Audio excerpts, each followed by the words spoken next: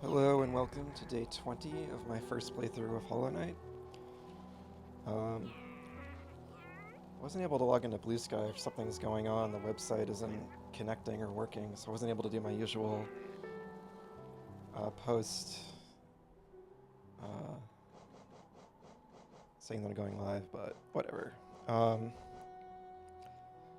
last time I left the Coliseum for now. I'll go back and attempt it later, and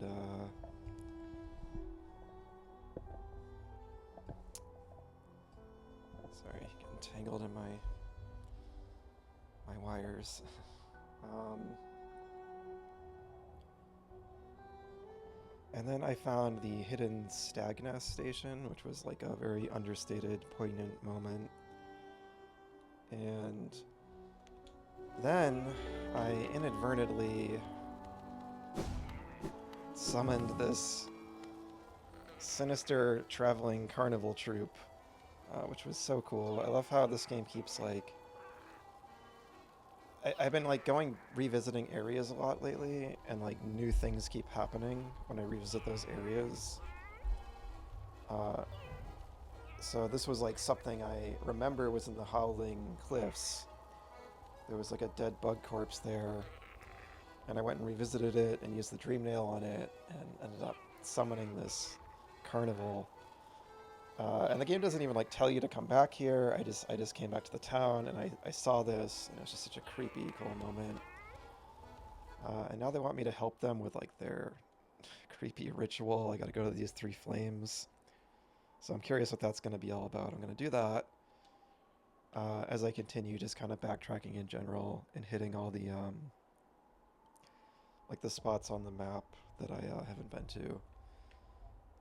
I think I've been to most places. I think I'm like heading towards the home stretch. I feel like I'll probably, if not by the end of this week, next week we'll probably wrap the game up. I don't know if I'll get to the DLC in that time. I know there's like DLC stuff that they added with like the later editions. We'll see. I don't know. I'm not sure. I'm not sure. We'll see how I'm feeling if I want to jump into that or kind of take a break and stream some other stuff. But yeah, I've this game has been fantastic. It's definitely shaping up to possibly be my favorite Metroidvania ever. At least like the kind of like side-scrolling style like this.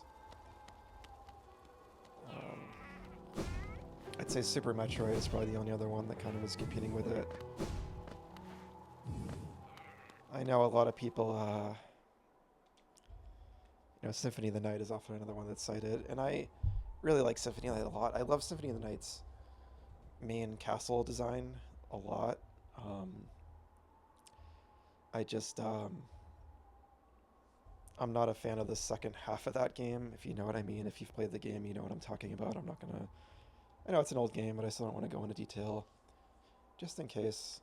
There's always people that haven't played something, but um, oh, thank you for the follow. I appreciate it.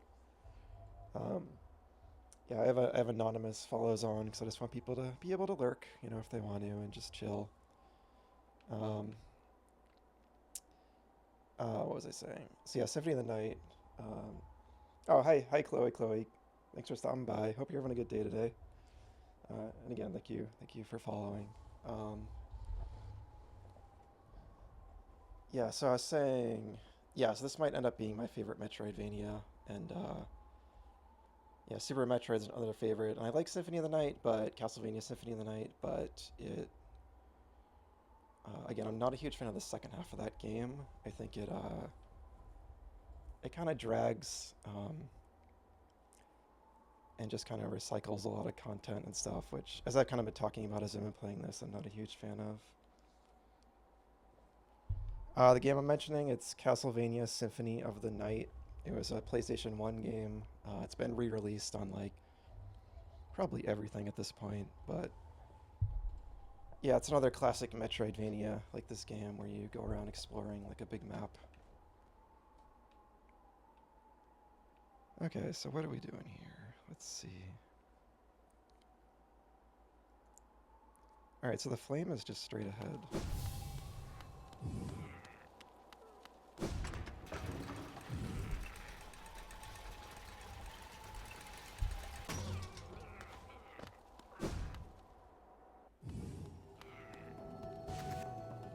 Alright, double jump that. No.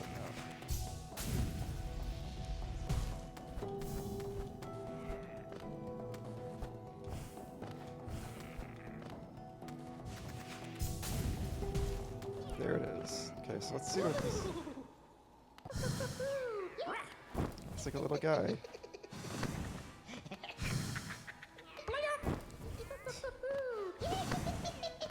The sound design and all, like, the voice acting is just so good in this game.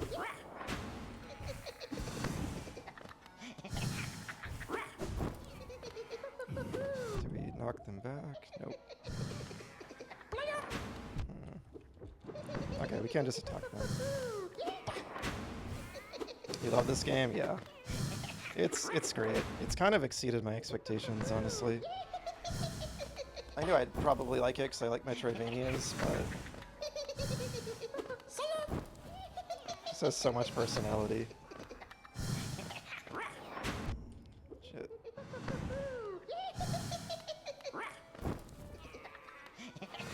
It's gotta be some kind of strategy here.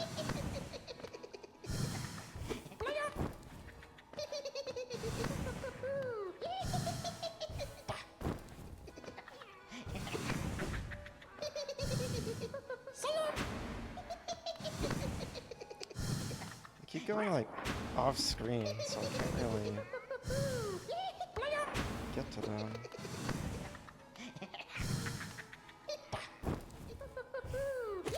Shit.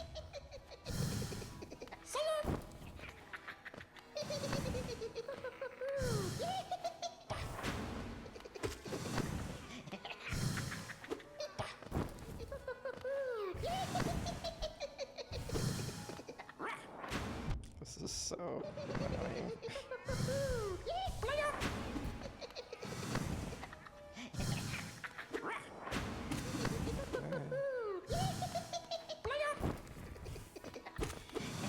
I just wish they didn't like go like out of the bounds of the area.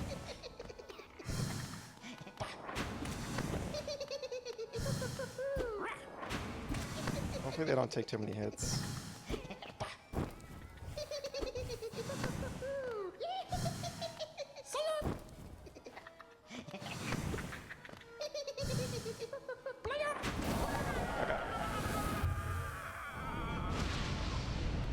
Alright, not too bad.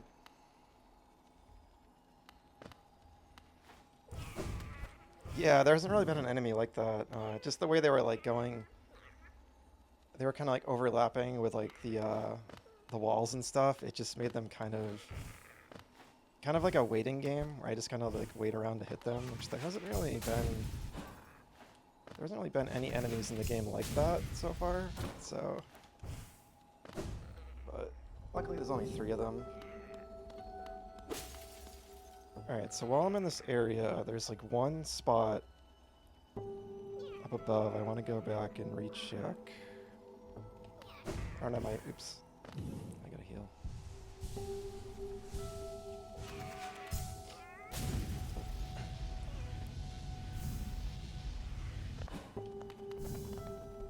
Get a sip of water.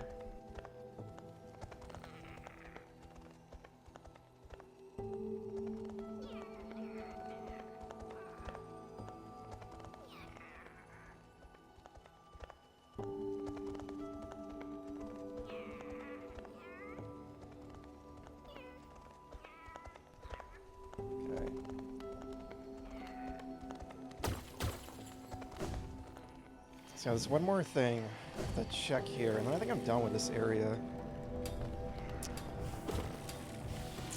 I was thinking, I think this might be my least favorite region in the game.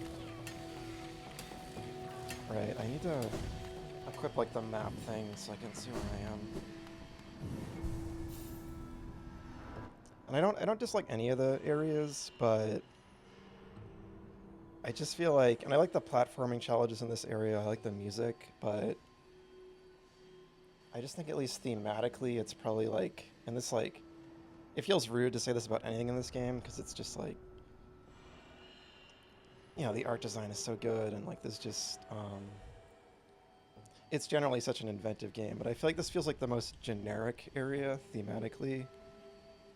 And by that I just mean like, I feel like all the areas have some kind of unique art design to them where if I would see them in like a screenshot, I would just like immediately recognize them as like from Hollow Knight. But this area, I feel like it kind of, it looks like an area like I've seen in like a lot of other games. It looks like something from Celeste. It looks like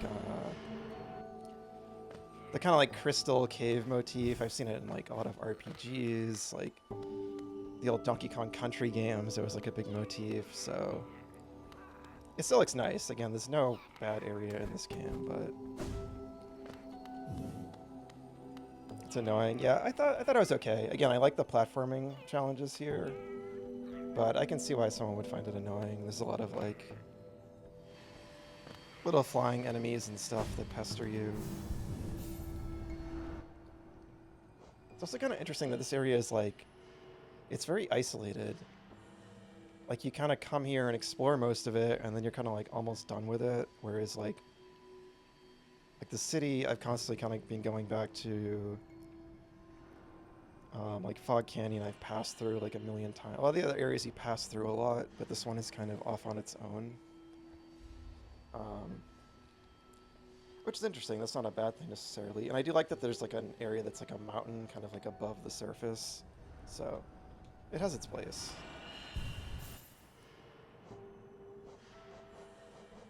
Alright, so what can I take off? I guess those...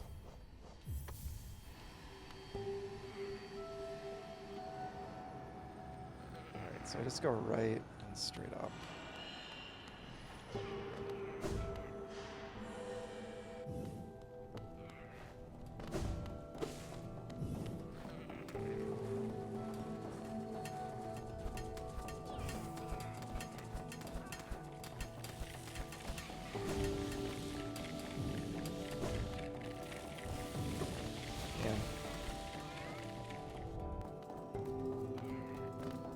So have you finished this game, Chloe, if you're there?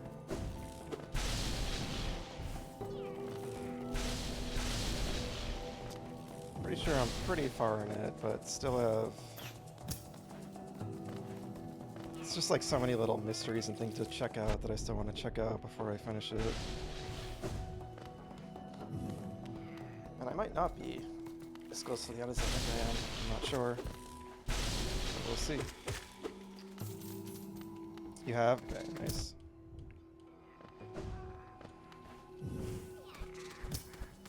Yeah, I'm definitely late to it, but it took me too long to get around to it, but yeah.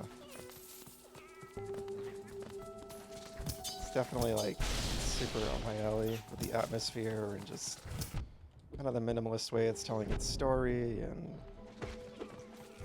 yeah, the way it's handling exploration is just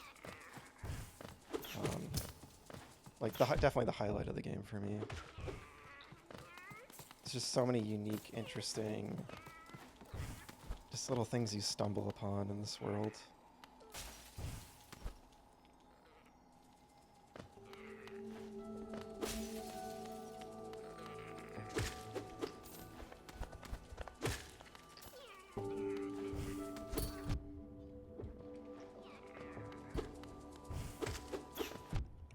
Things.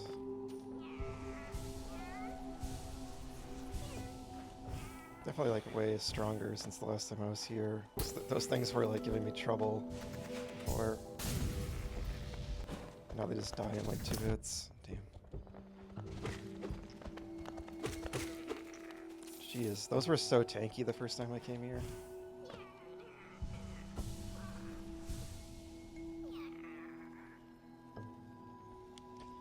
Oh, you've been playing Breath of the Wild? Awesome. That's one of my favorite games ever. How are you liking it? Yeah, I'll definitely want to play Silksong eventually. Probably will be a little while. I'll probably give a space between this game and that one just to not get burnt out with them, but I'm really looking forward to it now. See what it's all about after this one.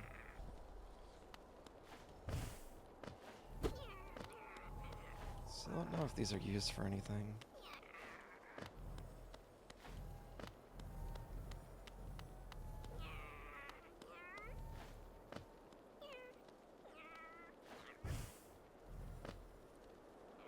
Alright, so if I just jump straight down here, is this gonna be anything?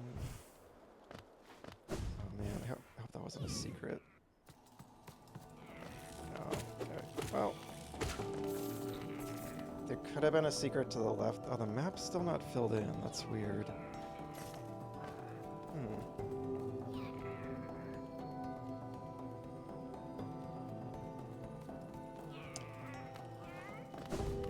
I'm in the area. I'm just gonna check one more time, see if there's like a secret on the right side there. It's weird the map didn't fill in.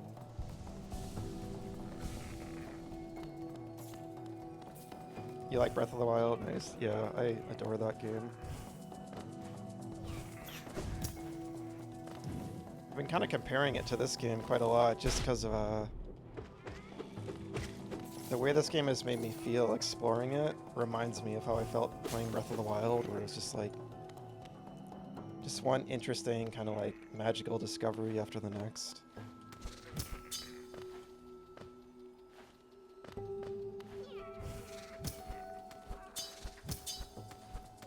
Oh yeah, I get it. Well, good luck with the exams.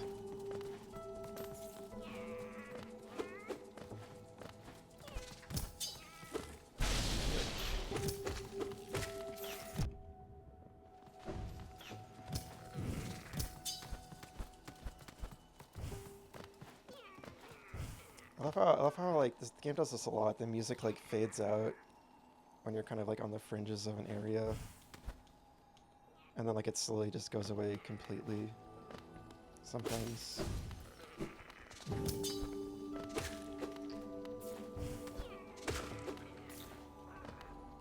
This area in particular that's like, I think that's one of the highlights of this area for me is the music, the way they handle it.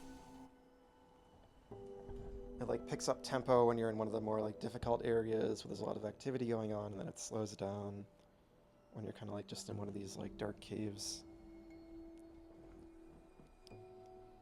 Okay, let's see what the hunter said about this one. Large and well protected, but slow and docile, the bugs of Hellenist used to force these creatures to carry around their carts and machines. Yeah, the bugs of Hellenist didn't seem great. Seems like they kind of, or at least like the rich class in like the city, they're into all these like weird soul experiments, and they kind of again force these other creatures to do their bidding, because there's these things, I guess, and then like the stag beetles too, the ones that transport you around. I don't find this creature particularly notable or interesting. It should learn to fly or breathe flames or sing hauntingly, anything to justify its existence. I think this creature is just good enough as they are.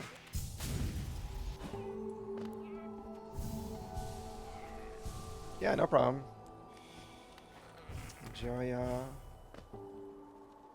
letting the dog out.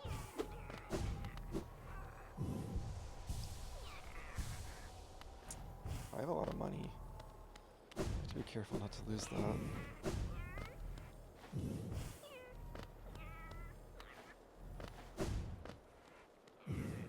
Alright, so I'm just gonna hug the right wall. Looks like that could be something.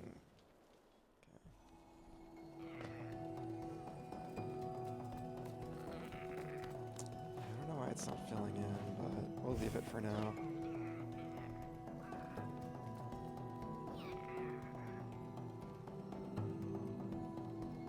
It's the quickest way out of here. There's no stag station either.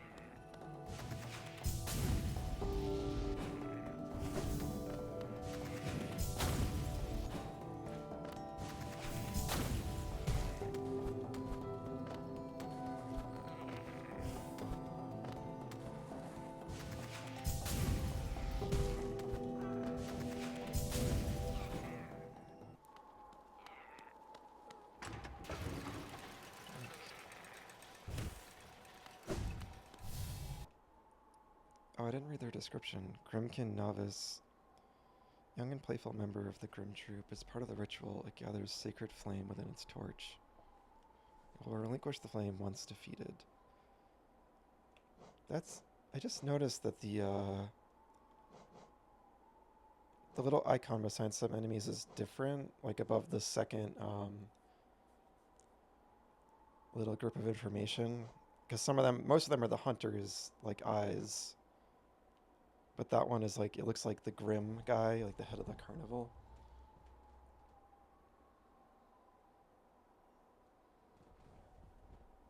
Starting to think your dog is lying about the rain, because why couldn't he have gone out in the last like 3 hours that it wasn't raining? Yeah, I don't blame them, because I love the rain personally. I think it's really peaceful. But yeah, that's funny. Maybe they do. Maybe. I know some dogs like swimming a lot, so they're not like cats where they necessarily hate water. Let's see. Shadows dream of endless fire, flames devour, and embers swoop. One will light the nightmare lantern, call and serve in Grimm's dread troop. So that's referring to like the... I had to like light this like big like pyre, this big like lamp to summon them. So yeah, obviously it seems bad to help these people, but I gotta see where it leads to. Because it's just such an interesting...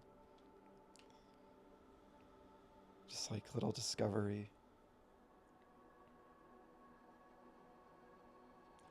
Oh, your dog hates water. You bought him a pool and you didn't use it once. Yeah, I get it. Yeah, I know, yeah, dogs... when I say like swimming, I feel like sometimes if you like bring them to like a lake or something, they might like it, but yeah, bathing usually not. But it also depends on the breed and stuff, I think. I'm thinking of like golden retrievers. I know like water. Or typically they do. Okay, there's one over in Green Path. It's pretty close. I guess we can just go that way.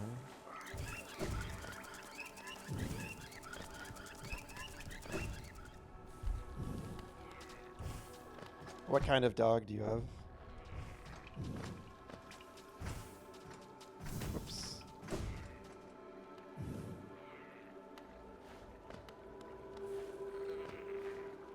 Yeah, I think once they get in like a lake, sometimes they end up liking it. A mini poodle and Yorkie. I'm trying to picture what that would look like. I'm not sure because I know what poodles look like. I can't think of what a Yorkie looks like right now. Yeah, it sounds like a smaller dog at least. And yeah, I feel like smaller dogs are probably less inclined to like the water.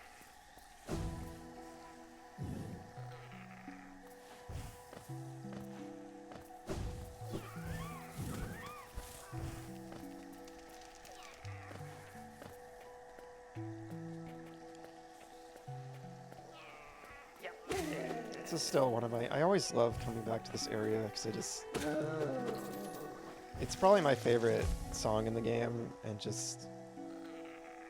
yeah, just the aesthetic. They did such a great job making you just like encompass in like this lush environment. Like that's what I meant about Crystal Peak. Like I feel like Crystal Peak looks kind of boring compared to this area. And it's fine for what it is, but... like, if I, like, saw a screenshot, like, without the HUD or the main character, I would just be like, oh, yeah, that's Hollow Knight, you know?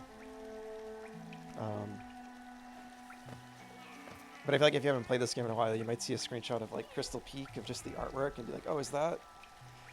you'd probably get it's Hollow Knight eventually, but I feel like you might mistake it for, like, something else.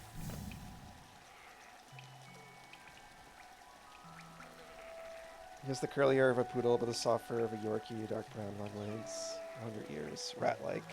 That's cute. Yeah, it's the cutest place in the game. Yeah, it's really nice. It's a really nice, like, second area of the game. It's a great way to, like, introduce you like into the game, get you into it.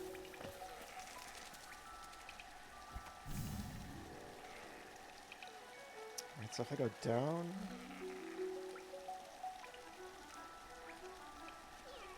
I could go to the left, straight, and then down.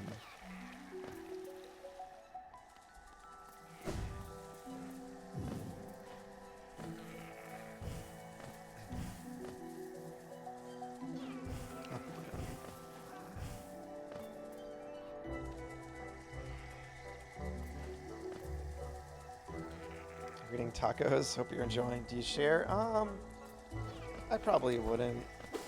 Usually it's like best to not give dogs too much table food. And sometimes it can upset their tummies, so I think it's probably safer to not with a taco, because that's like a lot of spices and stuff like that, different ingredients. So that'll be my advice. Let's see.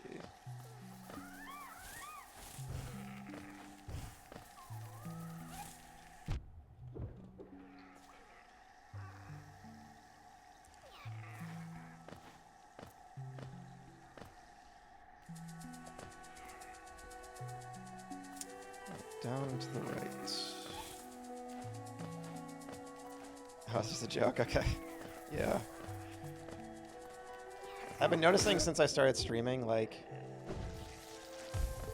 offline, I can be like fairly sarcastic, like with friends and stuff, but it's harder to pick up on it, like in text when you're streaming and stuff. I've noticed that. I kind of sympathize with streamers more, because I'm newer to streaming. I've only been doing it for like a month and a half maybe.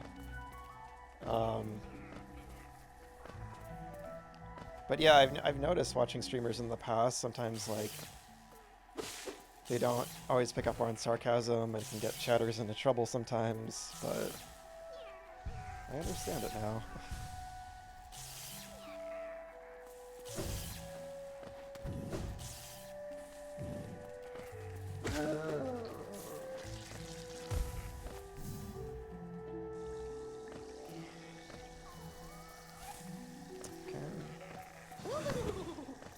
Alright, this is a better arena for fighting these.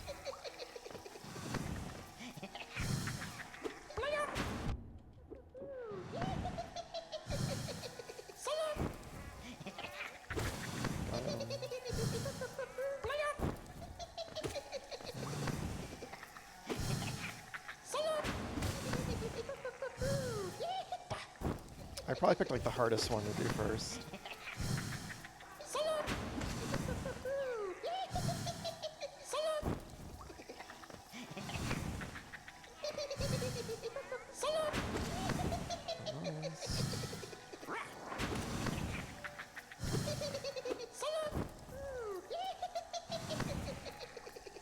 Always assume they're being sarcastic.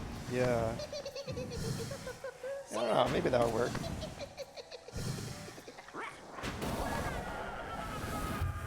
People are often sarcastic on the internet, so maybe.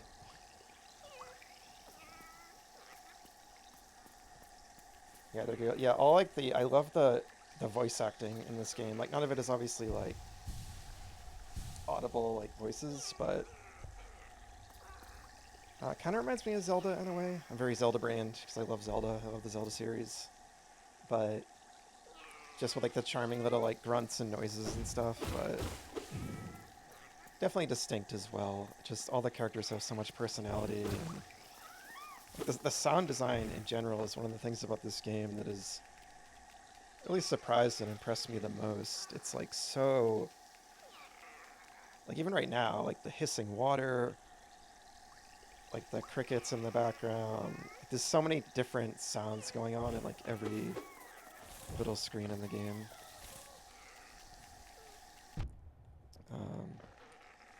I like atmosphere is one of the most important things in games to me, so I've just been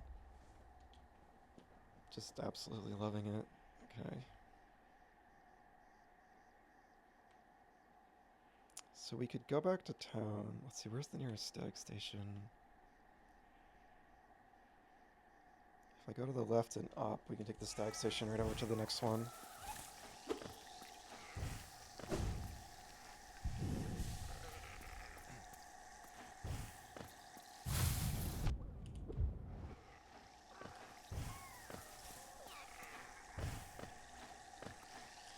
could listen to a game nerd yap all day. Well, you're in the right place. 'Cause I definitely have a lot to yap about when it comes to games. I don't at all. Don't worry about it. Yeah, no. No, I am a huge game nerd, and I love to yap about them, so... No offense taken whatsoever.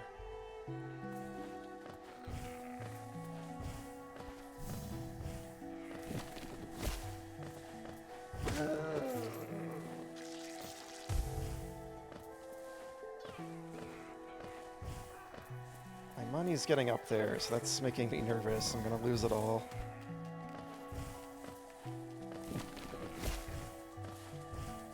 I think I've bought most of the...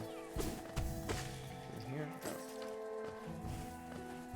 I think I've bought like most of the items you can buy in all the shops. There's still a couple things left I need to do, but... Or need to buy, rather.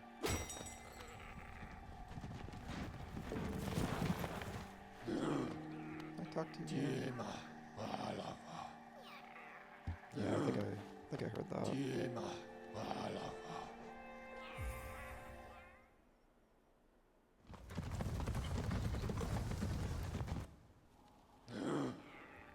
This guy is my favorite NPC in the game, the stag. Speaking of noises, I just love the little grunts they make. And I just like how they look a lot more like actually like a bug and like animalistic, but they're like really smart and they have like a lot to say about all the areas and stuff, and they kind of have like a sad little story going on too, which is interesting. Oh, they're right here. Cool. Yeah, and stag beetles are just cute in general.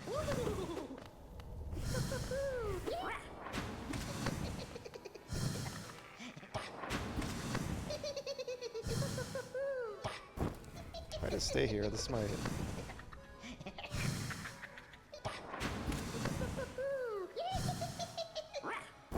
They'll just come to me.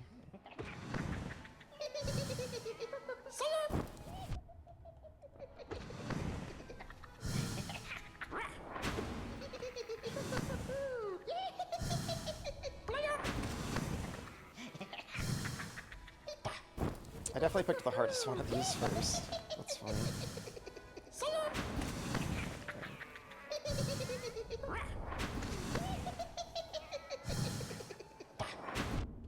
Shit.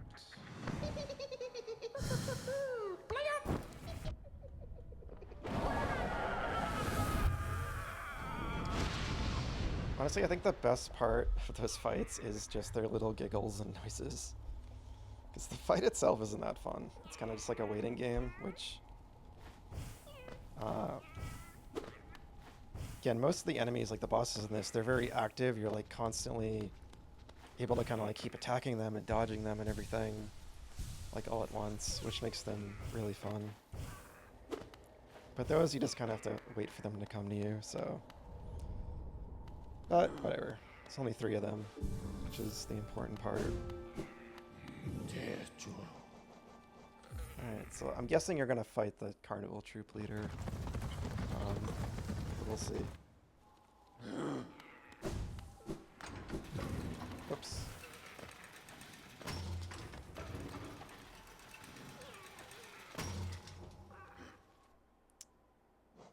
So does it have a different entry? Or is it just the same? Yeah.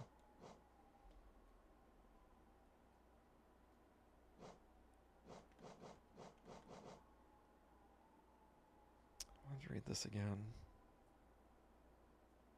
Okay.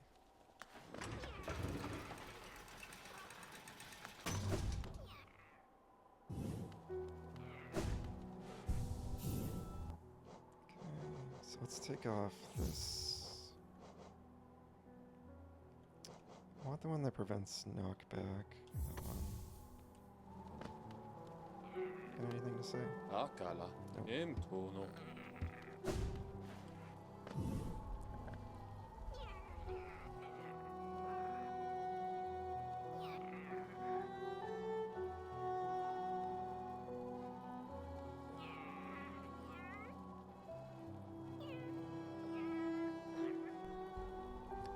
I do wish the Elderbug had a little more to say. I feel like he kind of had new dialogue.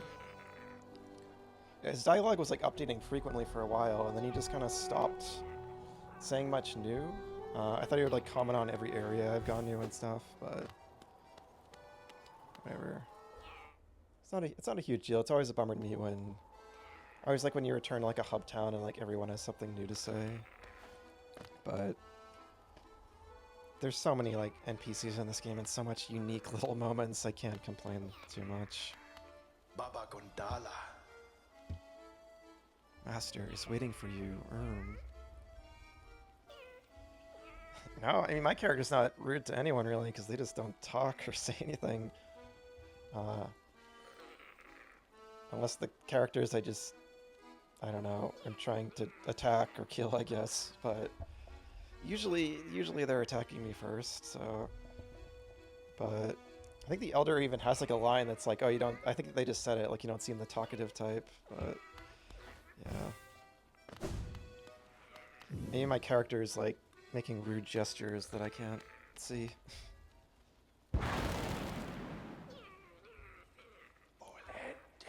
I love this character's design. If you run past him in the beginning, he gets upset, really? That's really funny. I'll have to like look that up later.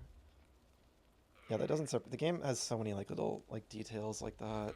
So many little surprising things. Like so much love was put into it. I can feel it, the warmth of the flame you've gathered together. A masterful opening act. The air hums with excitement. He does seem lonely, yeah. It seems like everyone, a lot of people in this world are probably lonely. Dear child, you've done so well. Let your fire burn even brighter.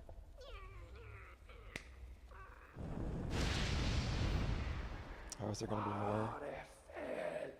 Beautiful, yes, the child is grown. From idle youth to deadly companion. About these dangerous lands, its aid will no doubt be welcome. Just don't neglect our dance, for it too continues. Keep hunting that scattered scarlet essence. When the child is filled with flame once more, return to the stage and the performance will begin.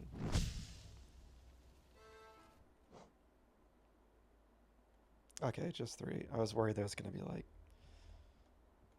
I don't know, more than 3. Because I don't want this to go on like too long.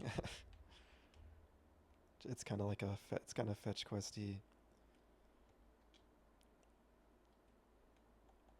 They're showing up in all these areas that like I've just already explored fully too. I was hoping I could do it like along the way of exploring other things. The Elder is such a grandpa vibe, yeah. Yeah, he is just a nice guy. Doesn't really know what's going on maybe, but it's just supportive. Alright, well I guess there's one right over to the left side.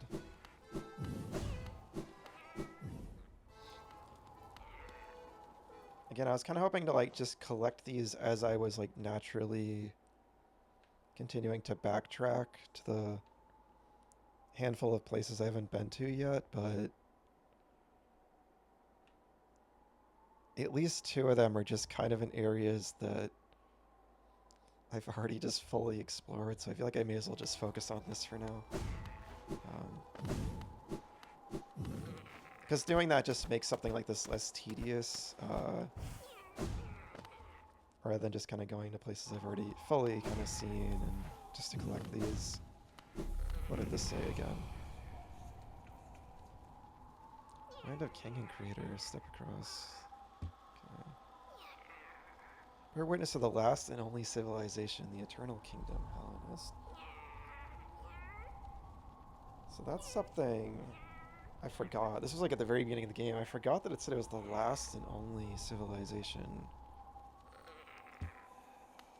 And they did say it was like in the middle of like an endless desert, so... But I have a feeling that's a lie. Because it seemed like the king and the people of Hellenist was really like full of themselves and...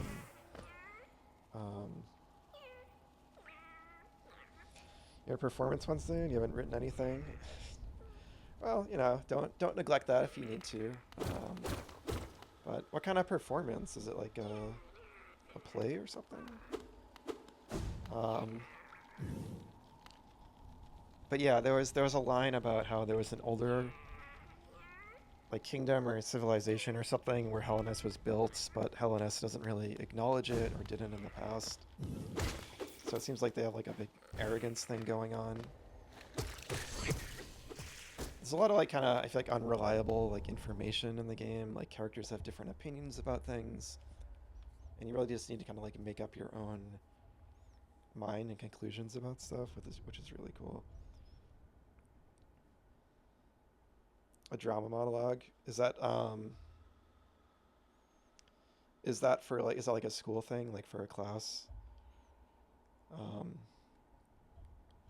I remember taking I was an English major, so I had like a screenwriting class, and I also did like I guess it was just like playwriting. I don't remember the exact name of it, but yeah, just reading a lot of plays, and we probably had to like write our own play and stuff too. The screenwriting class was really cool though. I think our final project was like writing a screenplay, of course, but that was a lot of fun. For acting, okay, cool. Yeah, that's awesome. Um, but yeah, good luck with that. Definitely not an easy thing to do. To make the dialogue natural and everything. Okay, so he said the bright liquid inside of these little fellows is delicious, and drinking it will make you feel stronger. I wonder how my own innards taste. Would it be a heinous thing to? Okay, let's try and drink some. Um, you know,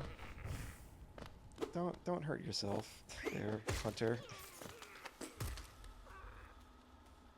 Let's see. I know that is one of the more wild descriptions he's had. They have had in the game. Whoops.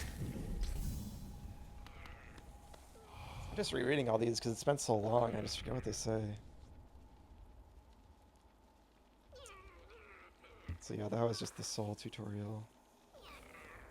I forgot to equip the map icon again. Yeah, I've been saying a lot of the hunters' descriptions are kind of pointless, or they just kind of tell you something about an enemy I already knew. Like, oh, like it's fast, you need to dodge its attacks. But every once in a while, there's some... They get kind of wild with them.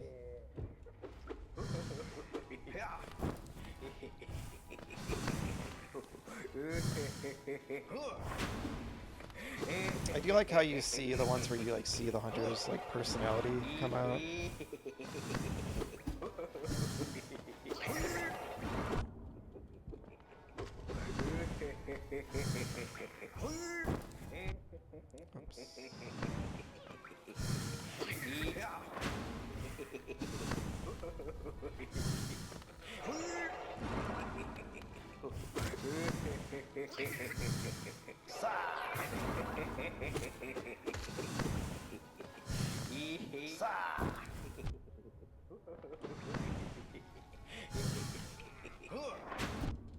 Yeah, faster than I thought.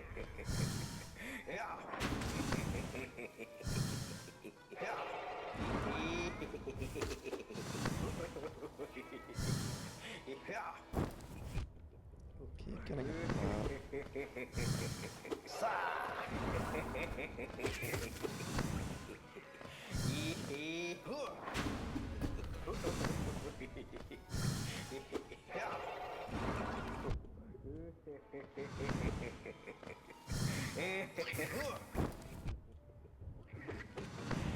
heal.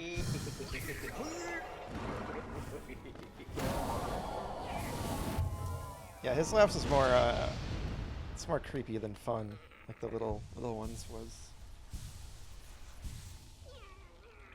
Okay. Right. Oh yeah, let's read this. So I'm guessing this will be like the last wave of them if these are masters. Grimkin Master, powerful and devoted member of the Grimm Troupe. As part of the ritual, it gathers scarlet flame within its torch. It will relinquish the flame once defeated. A spark of red lights, darkest dream. Should that be like red lights with an apostrophe at the end? I'm getting like hung up on the grammar.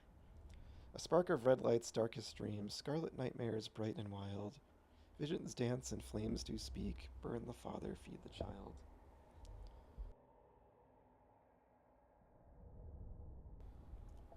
Burn the father, so I wonder if... Because we're feeding the little baby here, the flames. I wonder if the father was like that big dead bug corpse we found originally that like... That's how we had summoned this whole carnival. We like hit it with there was like a bug course, hit it with the dream nail, and then had to light this creepy flame.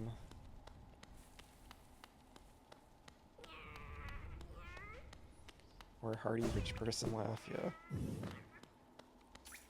Apparently this is my son now, yeah.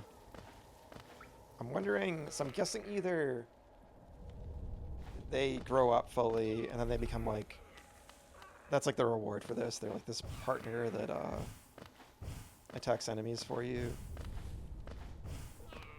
I also just think that we're definitely going to fight the troop leader as a boss. Or at least that's kind of what I'm hoping for. It's not a commitment if I just unequip the charm, but which I probably will. Because I'm just kind of doing this for the sake of doing it, because I just think it's like a cool moment. I want to see what happens, but I'm not a huge fan of the charms that like summon little things to fight with you. I feel like they just kind of like get in the way. I don't know, it's just like more moving things on the screen, so it just gets distracting, especially when like the bosses are already throwing all these projectiles at you and stuff. I would get rid of this kid. They're pretty creepy anyway.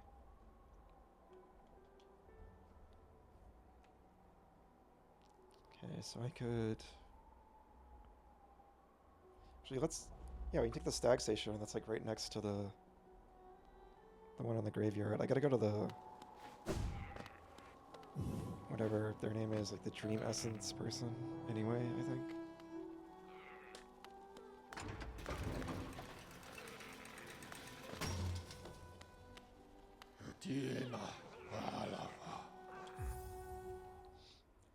I hope they turn into like some hideous creature by the end of this. It seems like it's kind of heading there.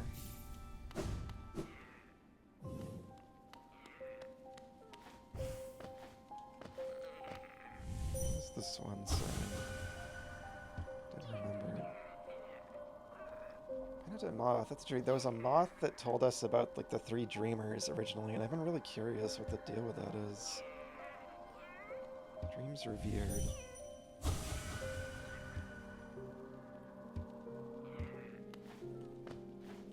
So many little cryptic asides.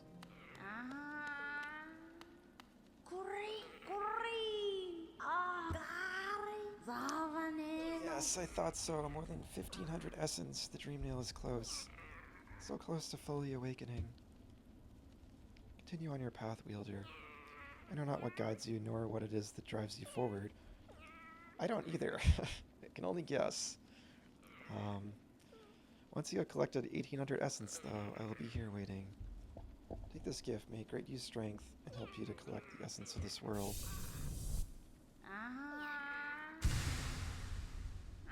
Alright, so there is another mask. That's good.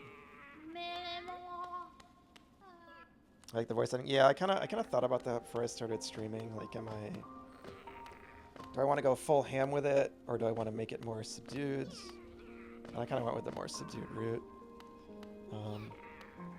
Just trying to enunciate how I feel like they'd be saying the dialogue, but not really giving them a unique voice. Because this game already kind of has its own voices for them. And yeah, I've watched streamers that do that, and it can be really fun. But I also find that, at least for the streamer, I've seen streamers like voice act stuff, and then after they're like, "Wait, what did they say?" Like they're so into the voice acting they didn't like fully pay attention to the dialogue. So storytelling is super important to me in games, so I want to like be paying attention to the dialogue too as I'm reading it.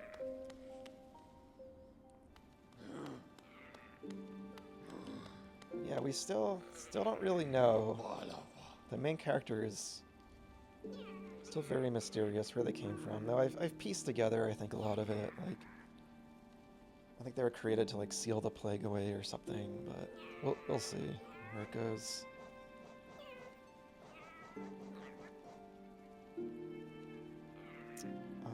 Wait, where is the next one? Oh, right, I forgot. Didn't get this one yet.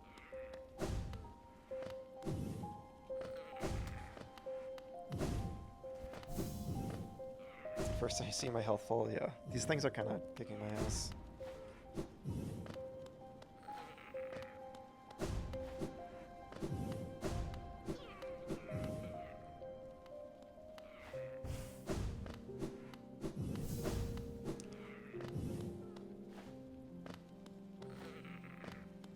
It's not as bad as when I was in the Coliseum a couple streams ago. I still haven't done the third challenge there, but... Wait, where is this again? Hold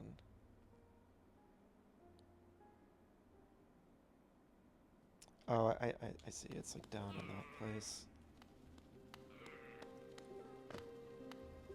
Yeah, like the Trial of the Fool, I think it is. I tried it for like 3 hours. The first two weren't that bad, but I keep getting to the part where it's like it's far in the challenge too. Like the walls close in, and you can't stand on the floor. You just need to wall jump and attack in midair. And I just like can't wrap my head around it, and it goes on for so long. I did it once. I got to like the boss, like the God Tamer or whatever it's called, and then I died to that, unfortunately. But yeah, the midair section, it goes on so long. I was kind of thinking about it. I feel like because I really like the rest of the Coliseum. I think it's a really fun challenge, but I think my issue with the sorry, this guy's laughing. I feel like that particular part, it almost feels like you're playing a different game. Like you need to learn like a new set of rules. Like I need to learn how to fight in midair now for a long period of time. And if it was like a short section, I think it would be a fun little challenge. But it goes on so long, and it just feels like I don't have time to learn how to properly like wall jump and dodge while I'm wall jumping. So it feels like maybe a little unfair in that sense, or at least just something that I'm just not super enjoying, and that's kind of why I put it aside for now. But yeah, I'd be curious to hear like other people's opinions of that section, and if they like had as much as trouble as I'm having with it. And it might just be me. It might just be the way I'm approaching it, or I'm missing some kind of strategy. I don't know.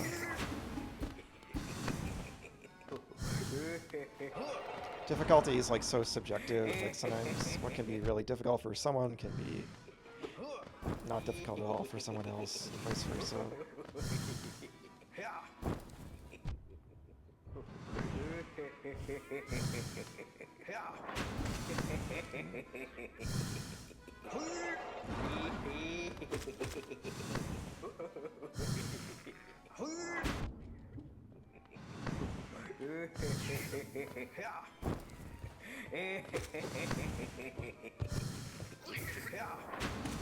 Oh, my little friend is helping me. I just noticed that. They're like shooting stuff at them.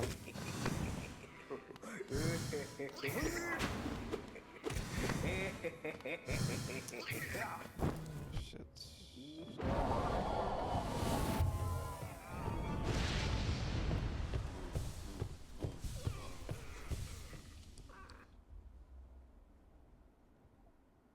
You like it, you had as much trouble as me for sure, but you can see where I'm coming from. But you feel the difficulty and tricks are kind of the point. Yeah, yeah.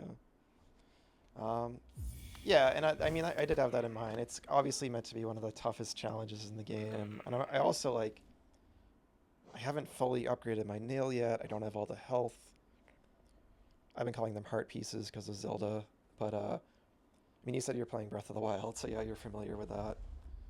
Um, but yeah, I don't have all the mask shards or the full soul meter, so that's why I figured I'll just go back later, and then maybe that will be like I'll be able to fairly judge it more. Okay, now I'm fully powered up, and like let's see if it's as bad.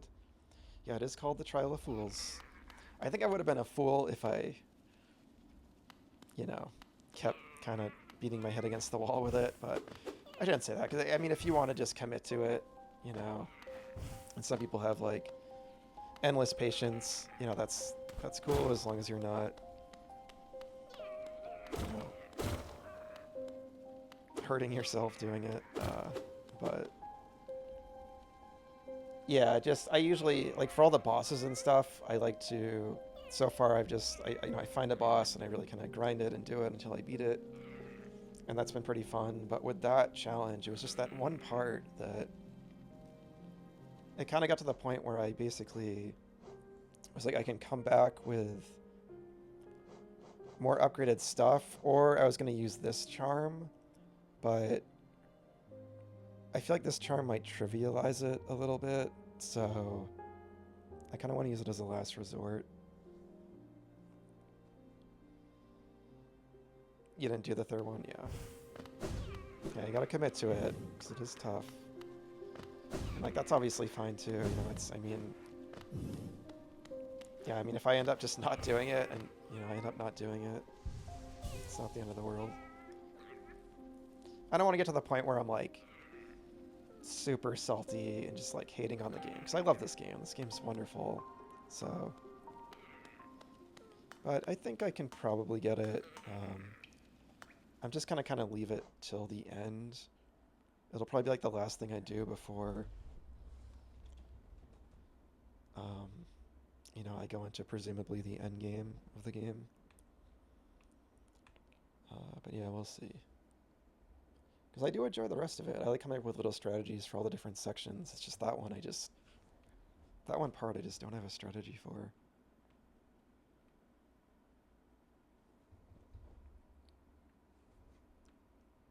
Okay, so they're at the bottom. They're actually near the Colosseum.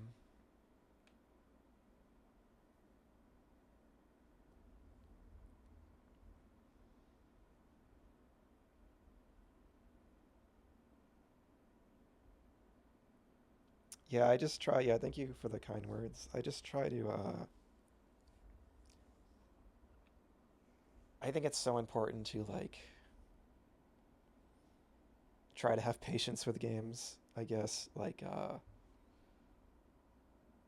because, yeah, I feel like a lot of times the trouble people get into with games is when they're impatient. I see it like a lot in platformers, like, um, not waiting for, like, a moving platform, you know, not just, like, watching its movement for a second and then making the jump, just kind of, like, rushing in. And I just feel like impatience can really get you into trouble with games and you just have a bad time. So that's part of it. But also, like, um, when a game is like as good as this game is, and like I think this game has been really well designed and everything for the most part so far, I kind of just like to give it the benefit of the doubt. I don't like to like jump on like, oh, it's just a bad game now, or this part is just like bad or badly designed. Like, I just like to like, I don't know. I like looking at it in like a more analytical way. Like, why did they make it this way? And at the end of the day, yeah, like it might not work for me, but it's all subjective too. Like, you know, a section that works for one person won't work for another, but yeah.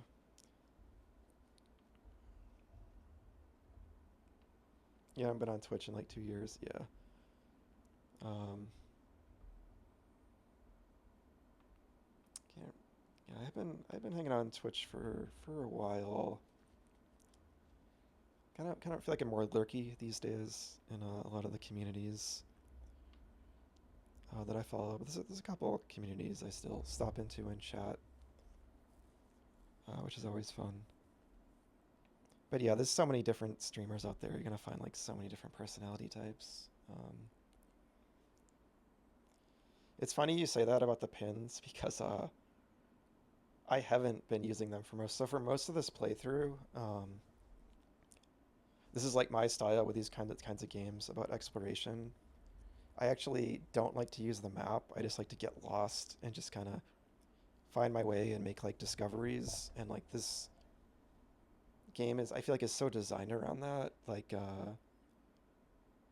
just I feel like it's such a world you can just so easily lose yourself in, and you're always finding something new. That's how I played Breath of the Wild too, actually. That's why I kind of been comparing them in past streams. But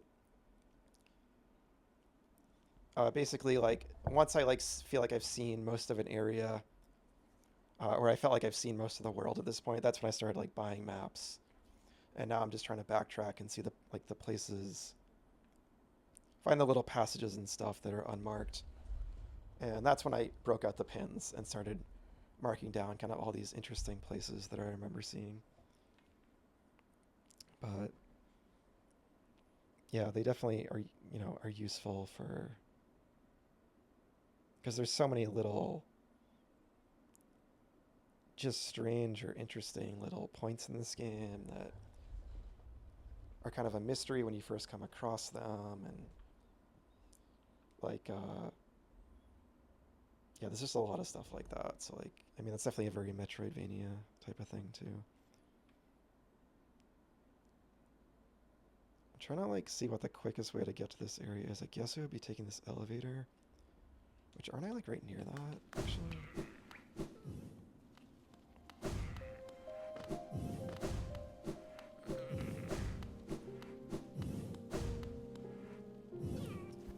I don't have my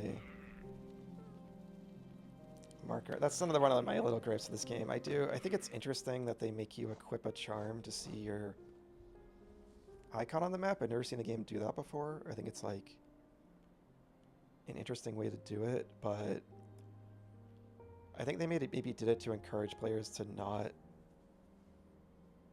be kind of constantly looking at their map or something. But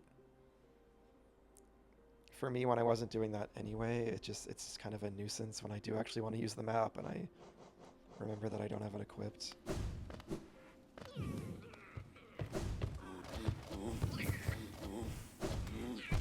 Shit.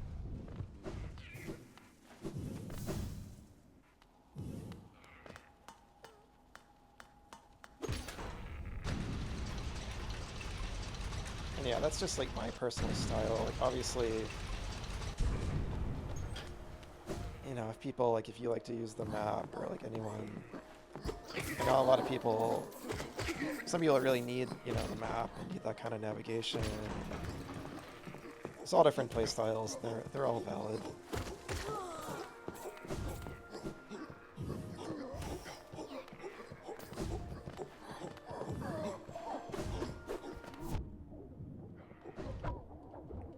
I'm just kind of tanking these guys.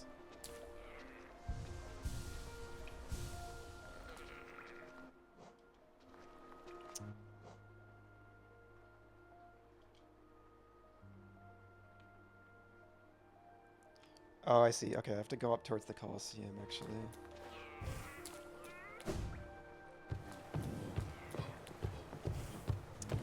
Wrong way. The way the music kicks in when you go outside here is so nice.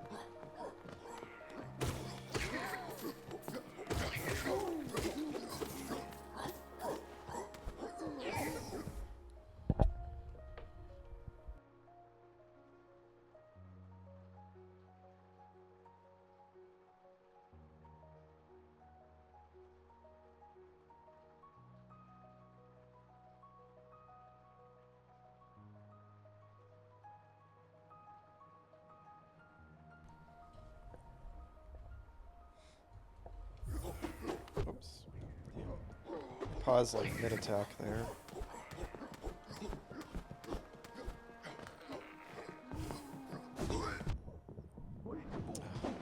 attention where I'm going.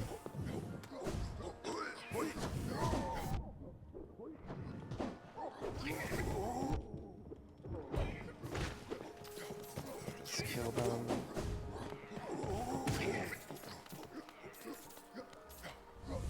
What did you say? Nothing.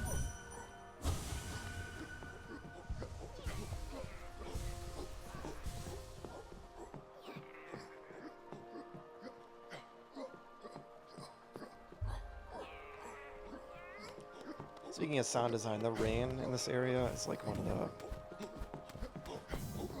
definitely one of like the peak like uses of that in this game. Like I love how it's more soft when you're inside, and then like it really picks up when you go towards the outdoor areas and everything. Okay, this way.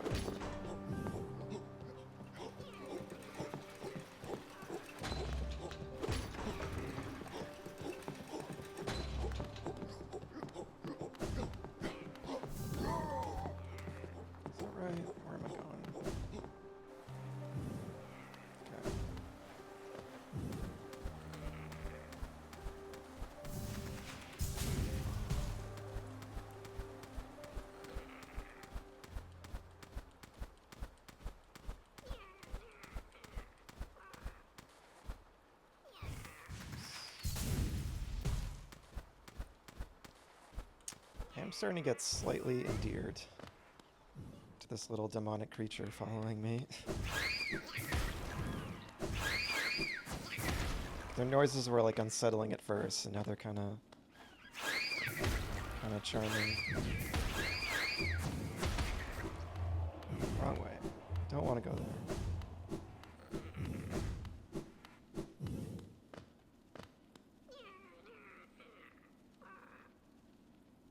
So they're like all the way at the bottom of this huge pit.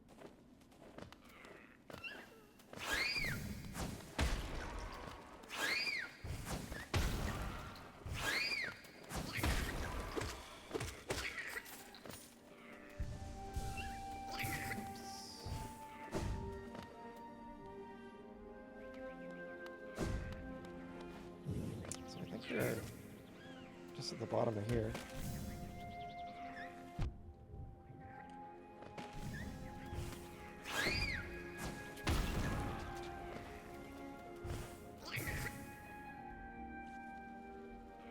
Kind of fun to just fall down the full like length of this giant pit. There you are.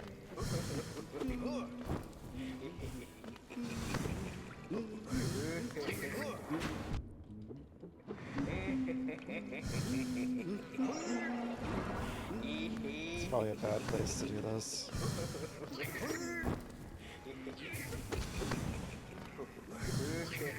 Stop it!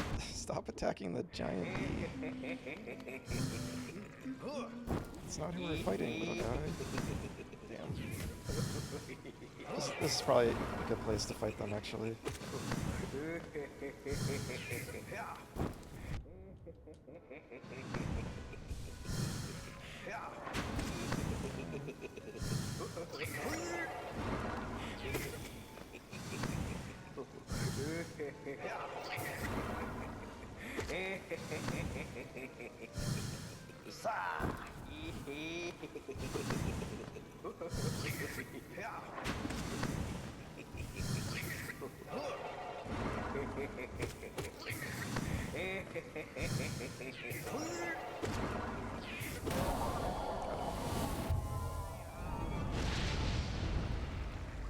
Okay.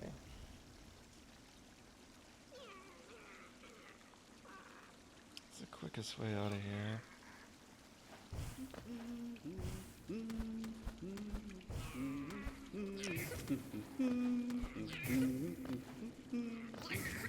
Stop attacking those. I like them, they're cute.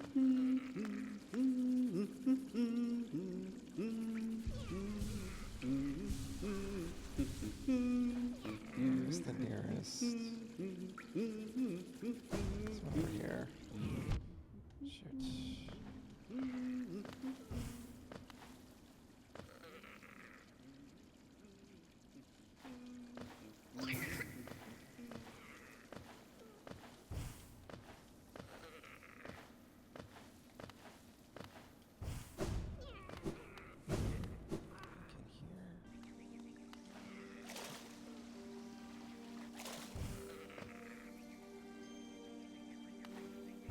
Straight.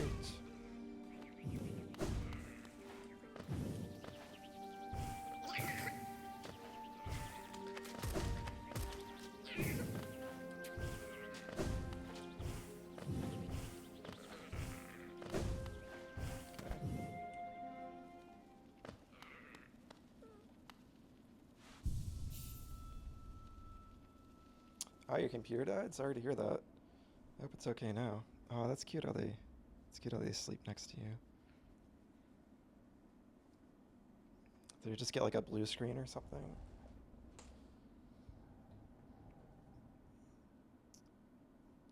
Okay, so I think I'm gonna take my first break. I've been streaming for a bit over an hour, hour and 20 minutes, and I want to take a break before I go and see whatever this carnival thing's gonna be. So I'll be right back in a little bit. Thanks for hanging out, and I'll be RB.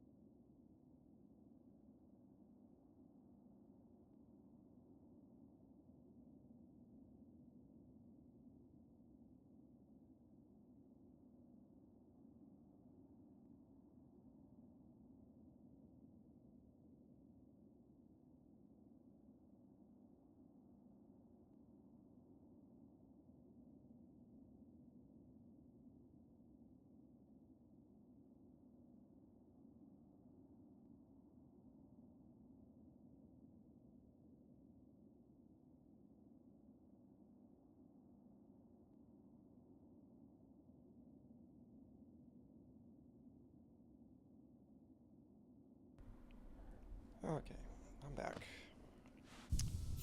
Oops.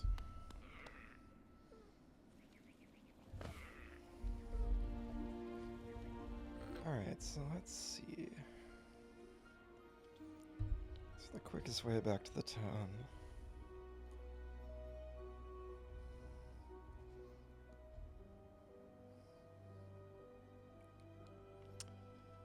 Probably back the way I came. Oh, let me put my map icon on, actually.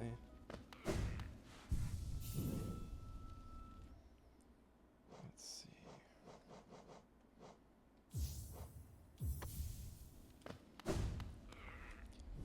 There's this little area it looks like I haven't been to yet, off to the left. I'm gonna check that out.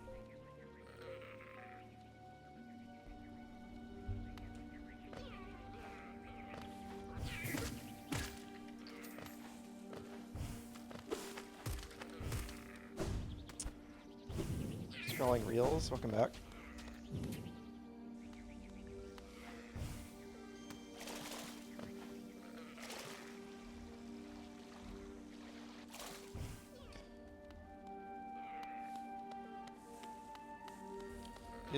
Is that something to do with your drama class, or is that something else I'm unfamiliar with? Let's see. I want to go down. Yeah, that's... I fell on that acid so many times early in the game. That was like the main way I was taking damage. I was so happy to get that ability that lets you swim in it. Oh, Instagram. Okay, gotcha. Yep.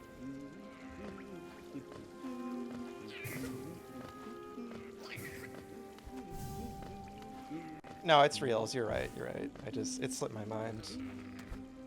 And I don't have an Instagram, so I'm also like out of the loop with it a bit.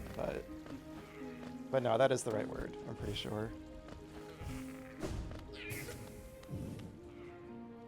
Which I saw a friend recently who was like, I told them I was streaming, or I started streaming, and they were asking me if I had Instagram. Maybe eventually I should make one. Where is this? Oh, I don't think I've been here. Wait. I'm like not even paying attention. I haven't been in this area yet. Yeah, this is the place I was looking at. Okay, I want to look around here. I have not been here. It's like a flooded, like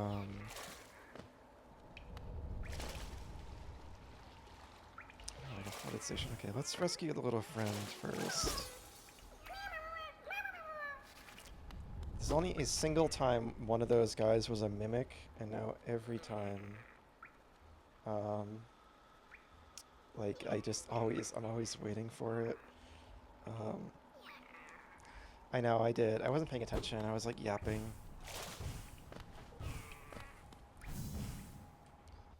Yeah, maybe I'd make an Instagram. Oh, what is this? This looks cool. Oh, is this where I think it is, actually? Maybe not. What the heck is this?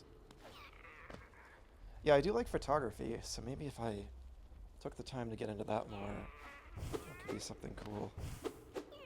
Or, I don't know. Like nature photography in particular. This is weird. It's not on the map either. I'm just finding like a little mystery like this in this game. I'll figure that out later. They do deserve better. It's okay to be mad. You should be. They're so adorable. It took me a while to figure out like where to go to like get rewarded for that. Not that I would just be doing it anyway, but it was so funny because it took me so long that I finally remembered there was a big crying like father grub early in the game, and then when I finally went back there, I was there for like 20 minutes. Like he was just like throwing money at me for 20 minutes because I had not been there the whole game, and I'd saved so many of them.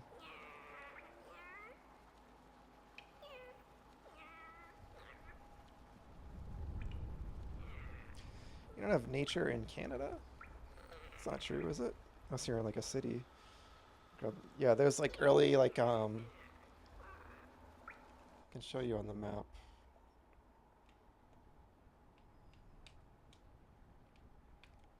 Well, it's kind of, I wish you could zoom in on the map. It's like in the direct center of the screen right now. There's like a, I have like a red pin next to it. Yeah, there's like a grub, uh, grub dad, I guess.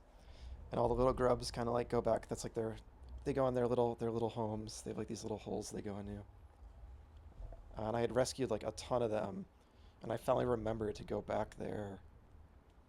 And so I just got like a ton of like money and charms and stuff all at once. Um,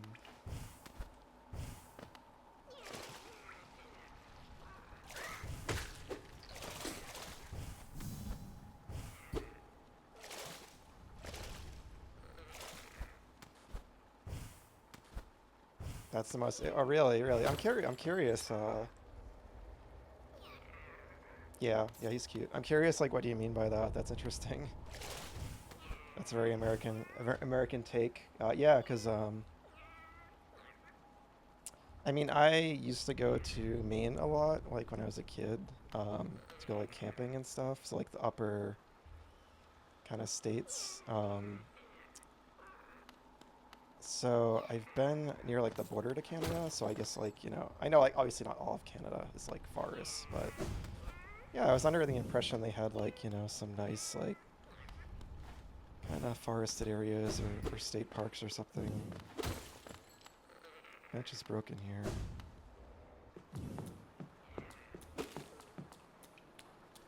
Oh, this is okay. That's interesting. It's like a hidden passage. Oh, I mean by because yeah, you said maybe I probably misunderstood your comment. I thought you said we don't. I thought you said you didn't have nature in Canada, um, and so I said, oh, I didn't think that was true.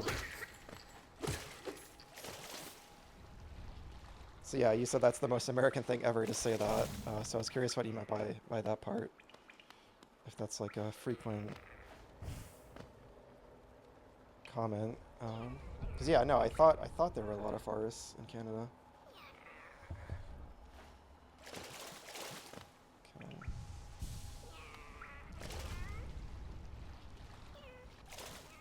So I didn't even notice that before. There's like a little passage.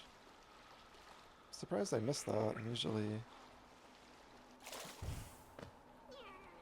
usually searching like every little thing. Okay, so this is a stag station right here.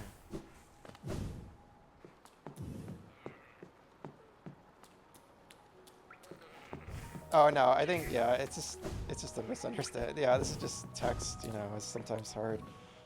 Yeah, that wasn't what I was saying the opposite. I thought you were saying there wasn't nature in Canada, and then I thought like you said because you said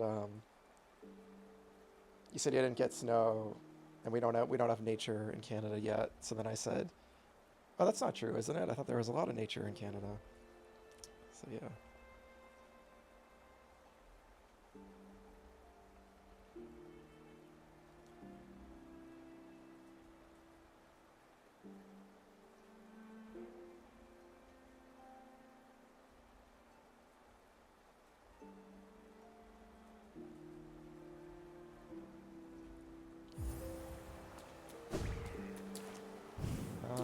So yeah, we'll go back to the town and the carnival.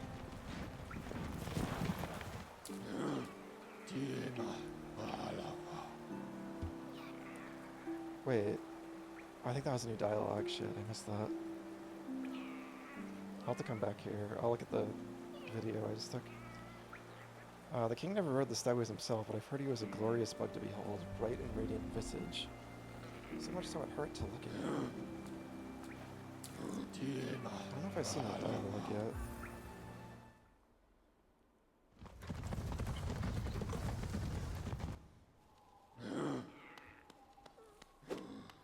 Yeah, no, I know that's not true. No, that would be cute. Polar bears are very cute. Okay. Alright, so before we go confront this person.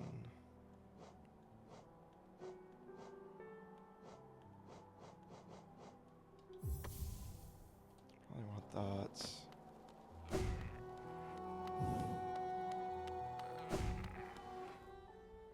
I feel kind of sad now when the elder just looks at me as I walk by without talking to them. Well, you did say earlier in the stream you have a poodle Yorkie mix, so yeah. Nothing about a polar bear.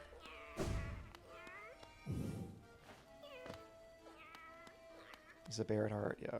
So, dogs look like little bears sometimes. Wonderful, wonderful. My kin arrive and the time has come.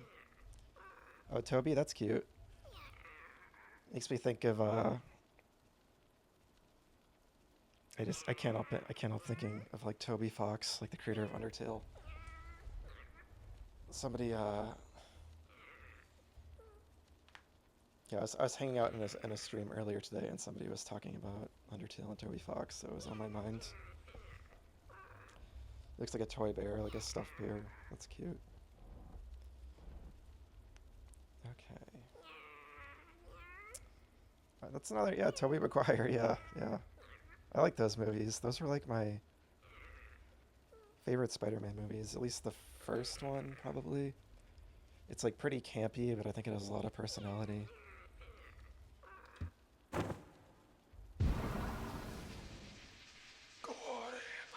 The searing fire carries well the ritual's promise. Yeah, I figured. Dance with me, my friend. The crowd awaits. Show them you're worthy of a starring role. All these characters, this looks so cool too. You love Spider-Man, all but Tom Holland? That's okay. I've only seen Homecoming, the first one. I stopped watching the MCU after Endgame. I was just kind of done. I mostly enjoyed them up to that point, but I'm not like opposed to watching another one necessarily. I just kind of tired of it. But yeah, I always liked Spider-Man. X-Men were probably always my favorite superheroes. That's Spider-Man, Batman. Probably my favorites. Yeah, I was gonna say the characters in the background look like No Face from Spirited Away, the Studio Ghibli film, which is my favorite movie. All right, so let's see what this boss is all about. Music is already great. Oh, he's very Dracula. Wow, that's so cool. This is so much like a Dracula fight from Castlevania.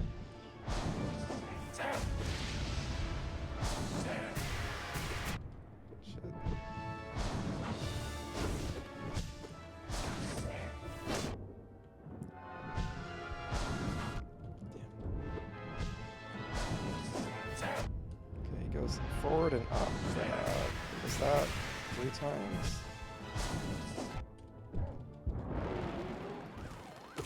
My friend? Oh, that's not my friend.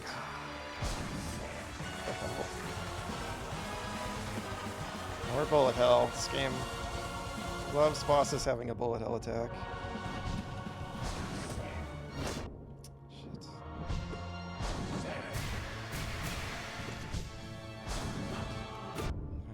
Forward after. There's my chance. Get it. Oh, he goes up. I forgot. Yeah, usually uppercuts. Alright, that's a fun fight so far. I love the fights are just like one-on-one against like a fast-moving like enemy. Yeah, I mean, I can only recommend it. Have you seen any of the other Studio Ghibli films? They're all pretty much great. They're just so gorgeously animated and heartfelt and everything. The main ones I'd recommend are probably Spirited Away, Princess Mononoke. My Neighbor Totoro is really cute. It's a very iconic one. I really like Nausicaa. of the Valley of the Wind, and Castle in the Sky. Those are probably my top 5.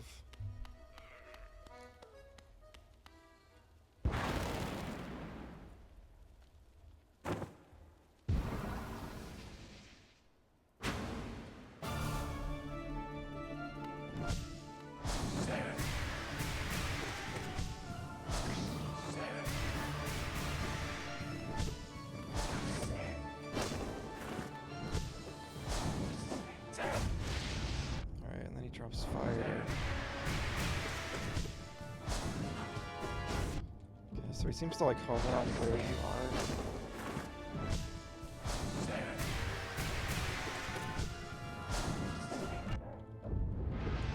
That's the attack that's getting me.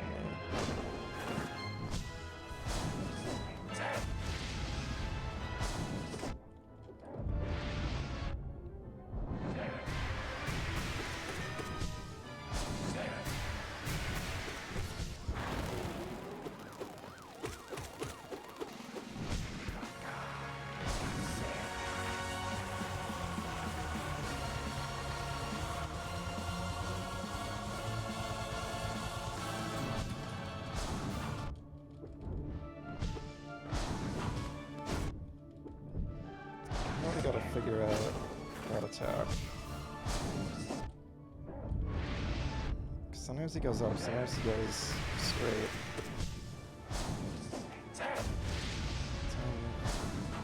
Shit. I'm just gonna like watch that attack this time and figure out how that works. Oh really? That's cool. I would have left that teacher, probably. If they were making their students watch Totoro. Yeah, it was either that one or Spirit Away was the first one I saw, I think. First Ghibli movie.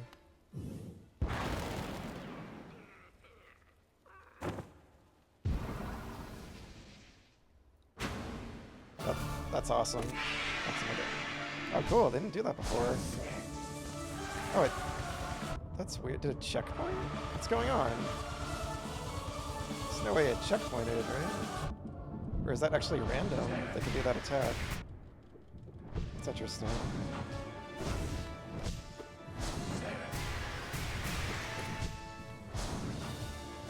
Okay, just dashing through seems to be... Gotta be careful.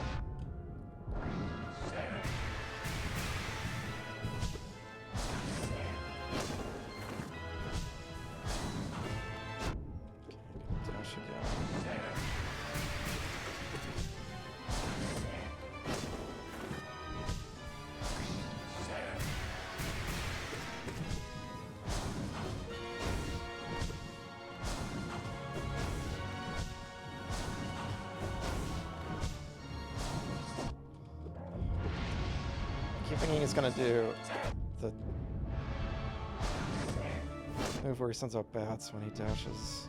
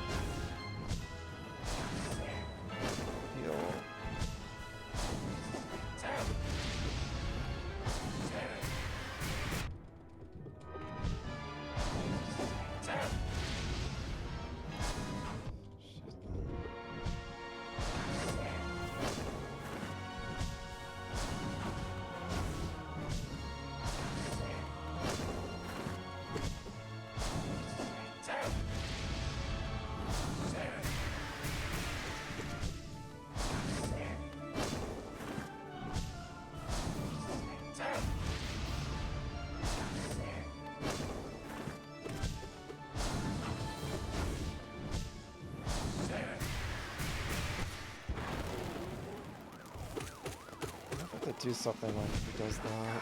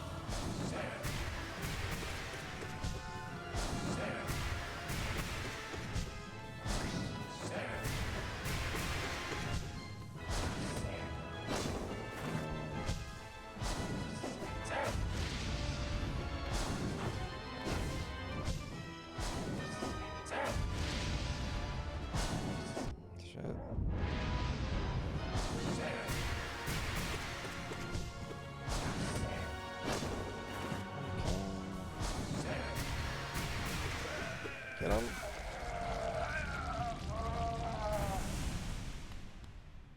Damn. Now what? Oh. Yes, wow. Okay, jeez. Brought you sushi once? That's awesome. I haven't had sushi in a long time. Yeah, it's so important in these bosses to just like that one attack where they were diving down kept getting me. It's so important to like realize what's happening with the pattern. What I like about these bosses is you kind of can't just memorize the patterns. You really got to kind of like, be on top of your game and just dodge them by instinct sometimes. And it was still kind of tripping me up. It was when they did like that dive downward move. They did a move where they dash forward first sometimes and then go up, and then they had another move where they go down first and then go to the side. So you gotta have to like think really quick and see like which one of those they're gonna do. But yeah, thanks. That was a fun fight.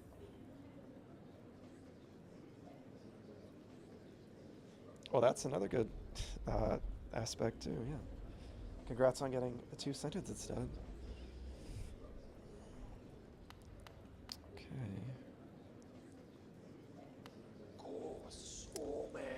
Bravo, my friend. Here are the crowd adores you. They've not seen such a show in a long time.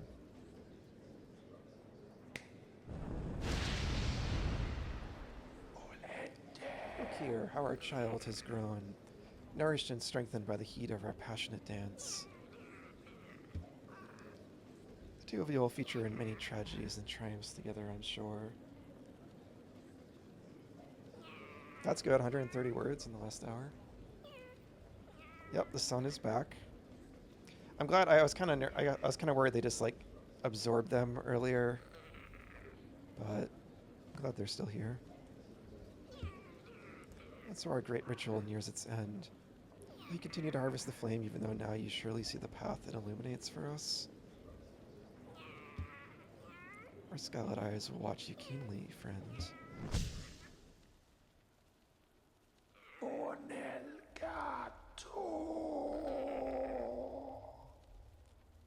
Go out into the darkness, harvest the last lingering embers of this kingdom, then return to me and we will complete our dance. There's more? What's this?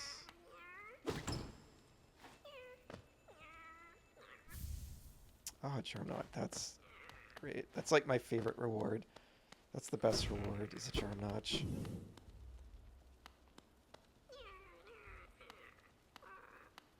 Not too brag, as in like not too much brag, which is kind of the same meaning, so it kind of works.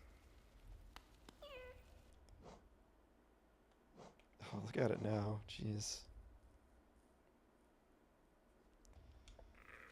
So there is more to this, huh? Oh, we can see. Master of the Grimm Troupe, through dream I travel at Lantern's call to consume the flames of a kingdom's fall.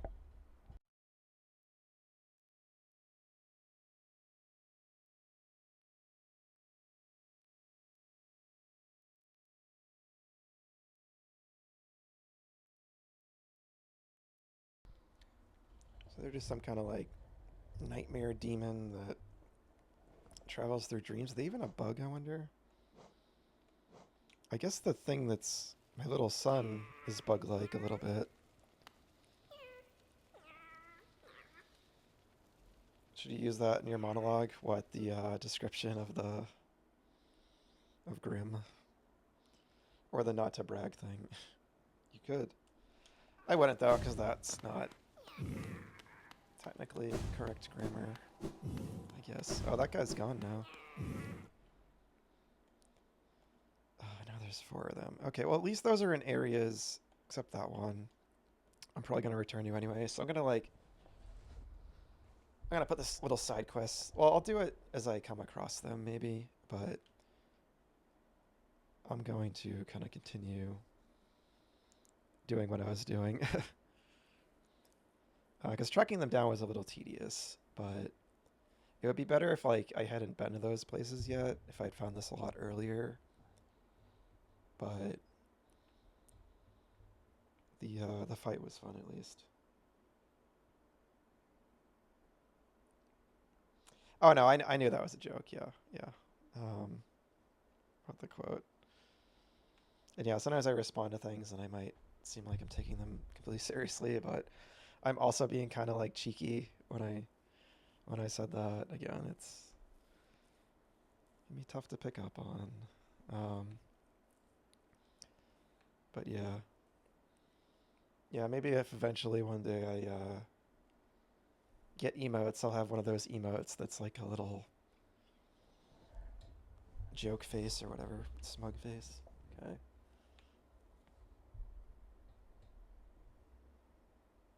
Yeah, yeah, I get that.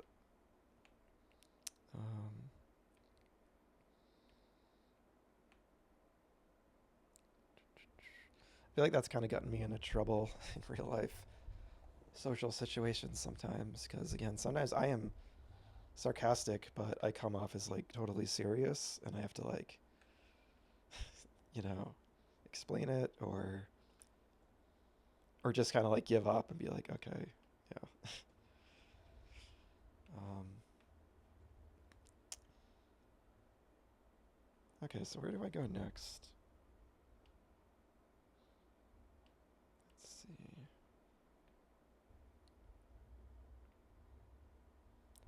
Explored like all the green path in the Queen's Gardens.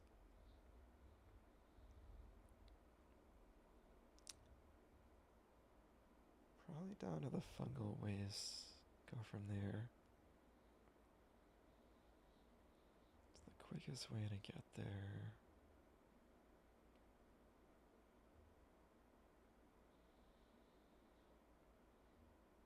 Or no, maybe I guess I've seen everything there too. It's definitely places in the city, but the map of the city is a little confusing to me. So I'm gonna hold off on that. I guess I gotta go back to Deepnest because there's so much there. So that's what I think I'll do.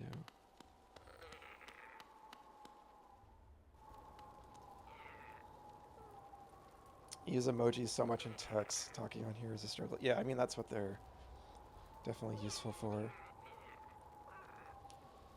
You're kind of used to that when your closest friend is autistic and she doesn't understand how to use sarcasm properly, so I'm trying to get used to monotone people's sarcasm.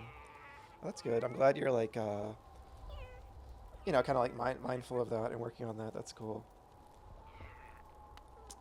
Yeah, the City of Tears is definitely, it's definitely one of the areas I'm probably gonna think about, like after I finish this a lot. I think just because of the atmosphere and the rain. I was kind of criticizing a bit earlier because sometimes it can be a bit like homogenized. There's a lot of like just kind of like towers with elevators in them, so it can be kind of like hard to navigate because a lot of the areas kind of look similar. Uh, but yeah, otherwise like the vibe and the atmosphere of it is really really nice. I love the rain ambience. But yeah, I think there's still more stuff there to see as well. I like how it's like right in the middle of the map too.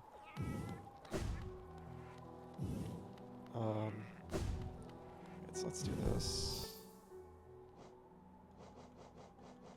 Now I have an extra. That's great. I have that.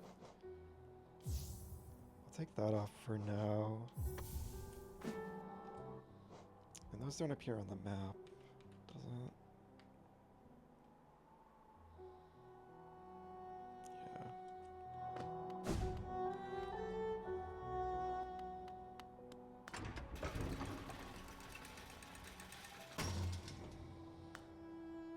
Yeah, yep, that's exactly what it means. Yep, it means like everything looks, yeah, it just means like, the literal meaning of the word is like kind of everything is the same.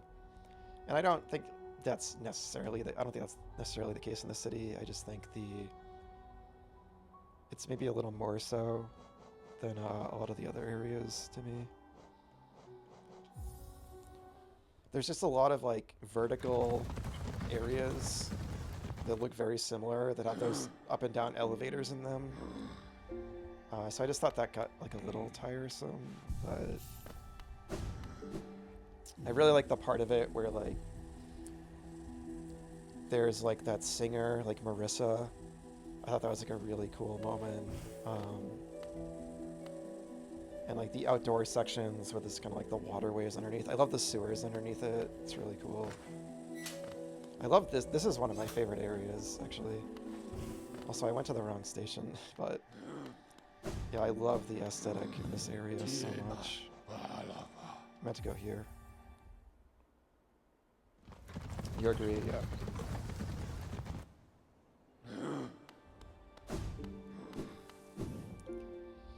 Yeah, it's still good. Again, like Crystal Peak, like I said earlier, it's my least favorite area, but there's not really... There's no area in this I, like, hate, you know? They all kind of have their place and kind of come together to make this really memorable world.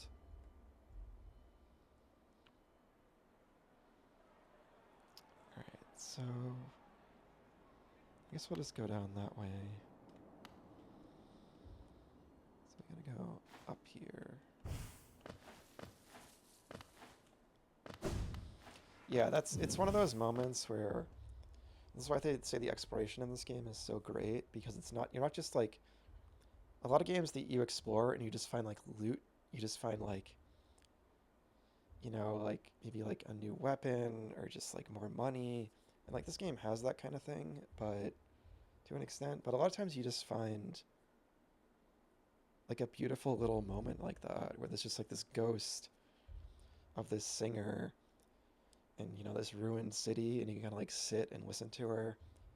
And I think it was one of the characters created by a Kickstarter backer too, so they were probably like really happy with like, it probably was like amazing when they saw where the developers put that character in the game, if they didn't know it already.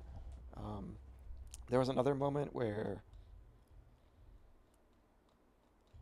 I went to, there's a lot of times I've gone back to an area and I didn't think I was going to find much, but I'll find some hidden little passage, and it'll either lead into like a whole new like region, or there was one time I went back to like this lake, and like it led into this series of chambers that led down to like this big pond, and then just like this giant like worm, like completely unique.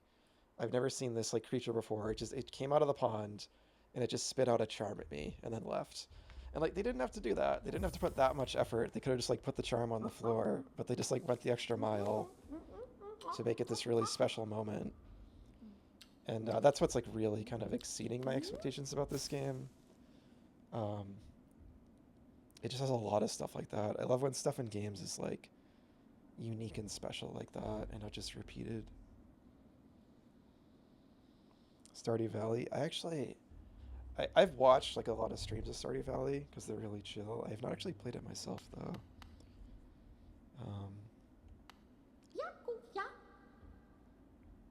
I want to talk to this character again because they look like the characters sitting outside the carnival, and I haven't talked to them since like very early in the game. I think this is the same dialogue though. Yeah, yeah. Yeah, I think they say the same Yeah, thing. yeah. So they're just, so like this character, like I did, you know, like outside the carnival, there's characters that look like them, but still, this is just a unique little moment, this weird character eating the ceiling, right? And it doesn't seem like there's any purpose to it, and I love that, right? It's just so charming. There were 600 hours, yeah. Yeah, it's definitely one of those games where you can definitely rack up the time quickly. This is the wrong way.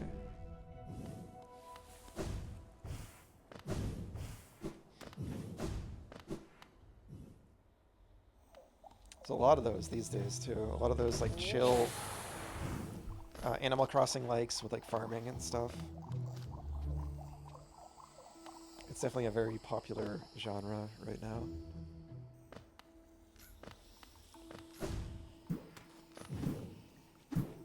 Like what just came out? Right, Tomodachi Life. That's like the big one right now. Switch. And again, I've only watched streams of it, but it does like, it's fun to watch. It's really quirky and charming.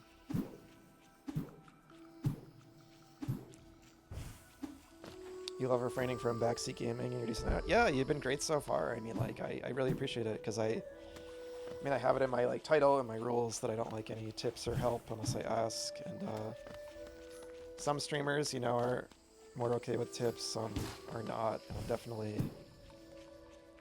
you know, I definitely like that's like so much of the fun of a game is figuring out stuff on my own. So I appreciate it. If you haven't watched much of Tomodachi, yeah, I'd recommend checking it out. It's really funny. I'm impressed by the character creator in it. You can like do like anything you want. And then Pokopia just came out too. I know that's really popular. I'm not really... I haven't played a Pokemon game in a very long time, so that's part of it. I don't have anything against the series though, and I'm always kind of tempted to play one of the new ones, but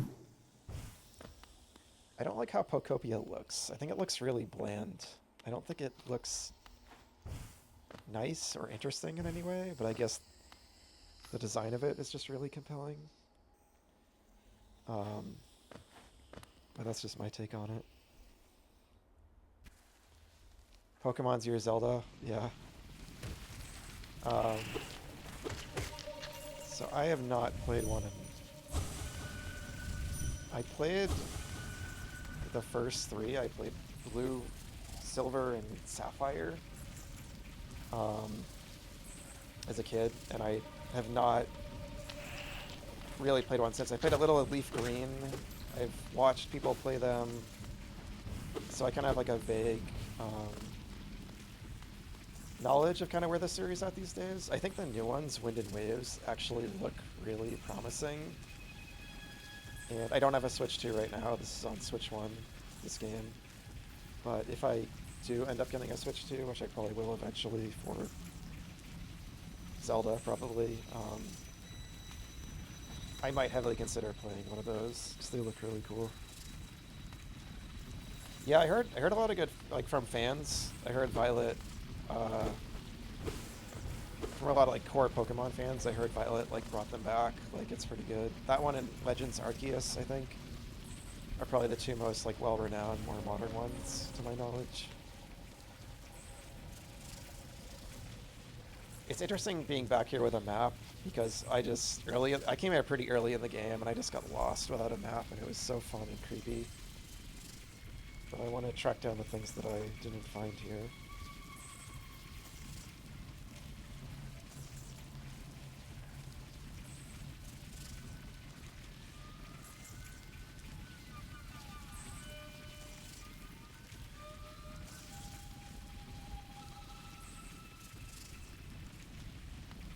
But yeah, Wind and Waves look cool. I'm really a fan of like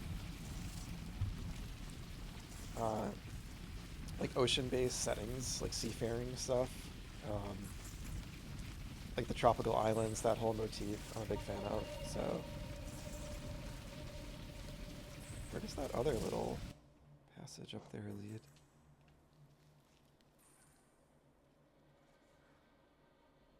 Did I go there, I wonder?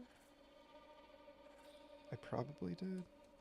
Maybe I should check it out just in case.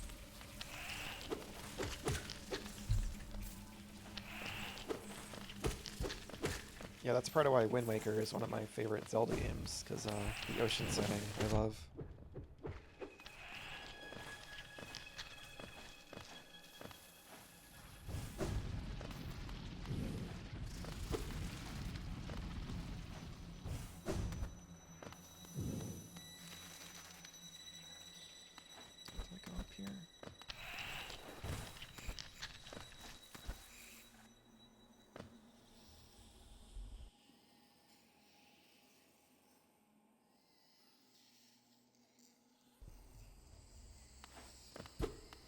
When it just gets quiet in this game and you can just really appreciate the sound design.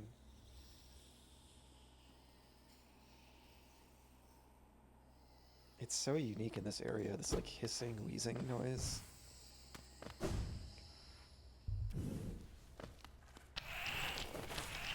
It's not just like in a lot of games, it's like, I meant to pause. It's just like a windy, you go into a cave and it's got like a windy ambience. It's like that in like, you know, like Skyrim and stuff, or like rocks crumbling in the background. But this game does I would love to like get a behind the scenes. Maybe after I finish it, I'll look into it. Behind the scenes clips of how they made all the noises in this game because it's so. A lot of it feels very unique. Like all these noises and stuff I've never really heard in a game.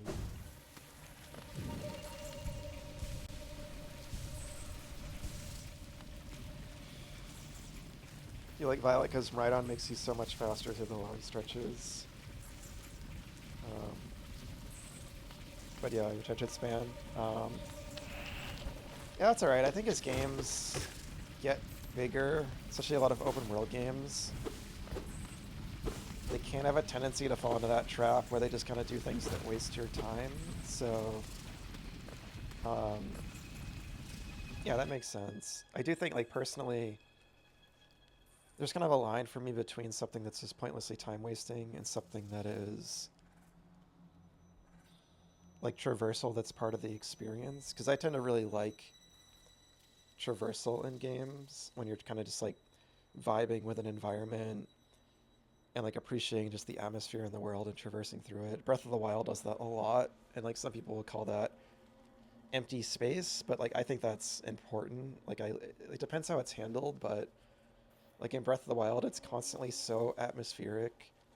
They put so much effort into like the way your footsteps sound and just kind of like the feel of like the ruins you walk through and everything.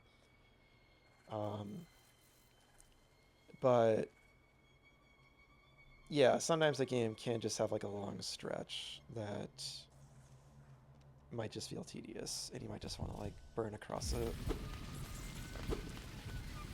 which can be fun.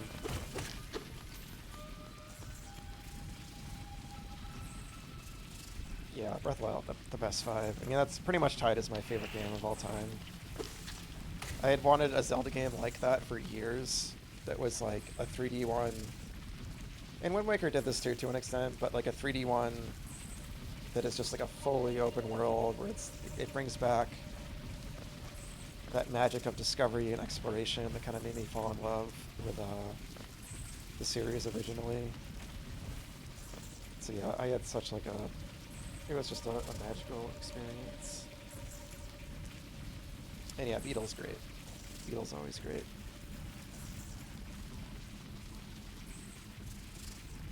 Alright, something up to the right. I guess we could check that out. Whoops.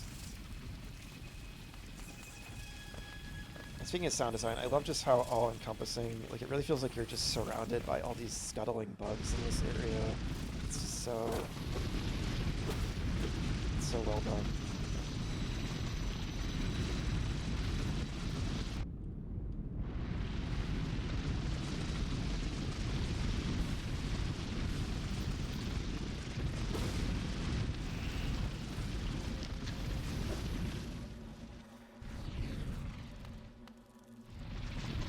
I'm curious what you've done in Breath of the Wild. It's like what areas you've seen, or like what's been like a standout moment so far.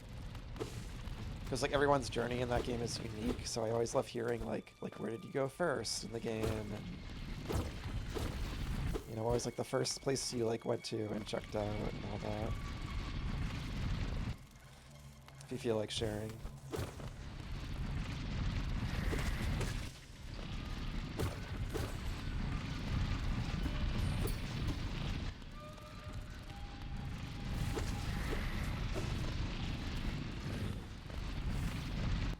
Oh, I was just yeah, I was like rambling. I just asked. I'm curious if you feel like sharing. Like, what have you like done in Breath of the Wild so far? Like, how far are you? And like, what is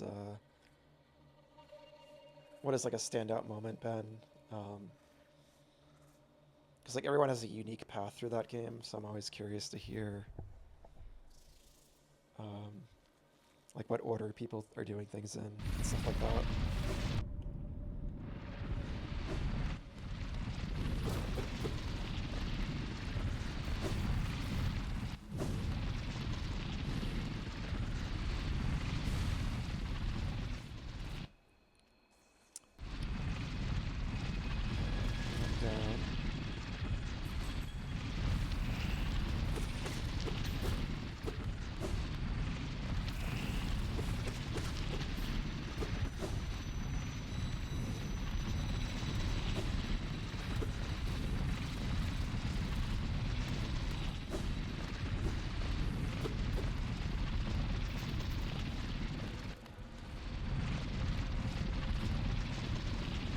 You're in the Heber Mountains? Nice. I'll say this about every area in that game, but I love that area. It has such a, like a thick, isolating atmosphere.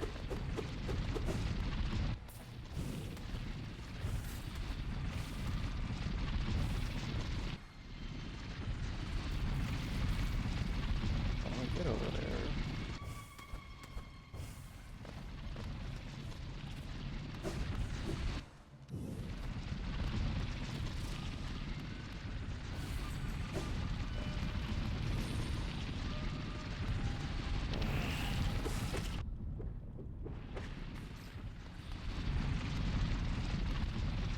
Yeah, that's fair. It's like a huge game too, so definitely easy to like lose track of what you were doing.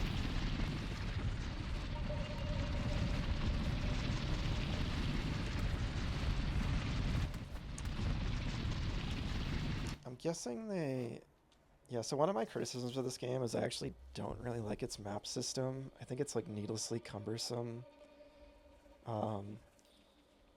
Because like I was saying earlier, for a lot of the game I haven't used the map, and now that I'm using it, I just feel like I'm running into all these issues. Like, because like, so this whole area is just like, it looks like it's one big open room on the map, but it's actually not. It's all these little passages. So I'm guessing they made the map like that because they wanted you to get lost in here and not make it too easy the first time you're exploring Deepnest, but unfortunately, I just did that without a map originally, and now that I'm coming back here and I just want to get to that lower passage on the right, the map is useless to me, so it kind of seems like an oversight. Like when I actually want to use the map, it's not useful now. And there's just been other times when like I don't know, I didn't buy the map of Ancient Basin yet, but I've been there. And so like that little passage in the middle of the screen that's leading down, if I forgot that I'd gone there, I would think that's a new place and run over there, but it should like label it Ancient Basin on the map, so like I know that. I don't know, it's just all these little weird caveats I have with it, but I just think for a Metroidvania, like you want to have a really good, clear map, and it is one of my slight gripes with the game. Now that I'm using the map a lot, I like how it looks, like aesthetically, but I just have some issues with it.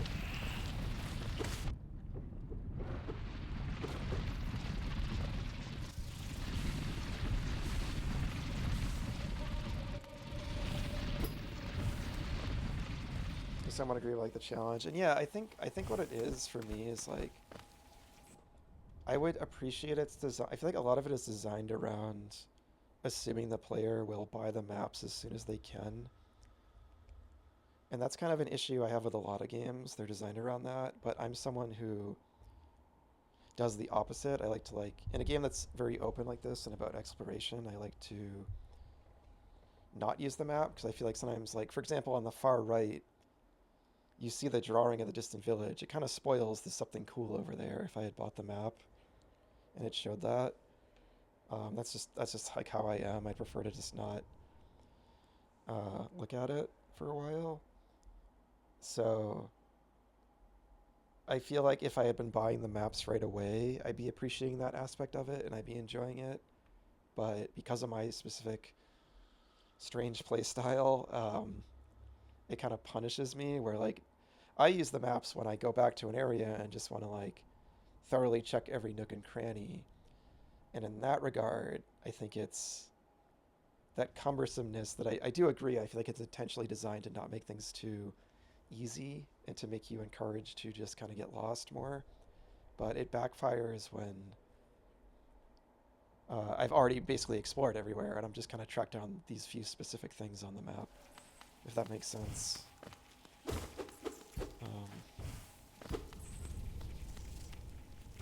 But I do like that they did try a lot of like different things with this game. I like that you fill it in when you're sitting at a bench. I think that's cute.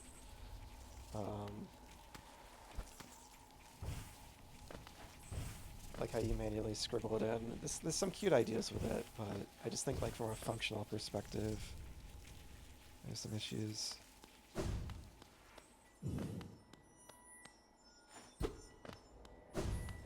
Okay, so we must have to fall from above.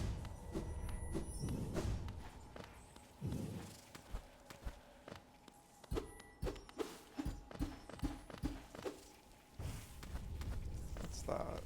Nothing.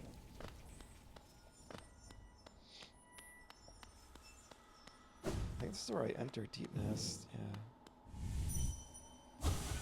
So I love this like environmental storytelling. This is right next to the Mantis Lords, which was one of my favorite bosses. And I didn't pick up on it at first, but those are like their weapons. And this was them fighting off all the bugs of Deepnest, because it's right next to their room. And that's why the Deepnest bugs probably don't bother them anymore. That's cool. Hello, friends. That was one of my favorite bosses. I think that and the Dung Defender are my two favorites.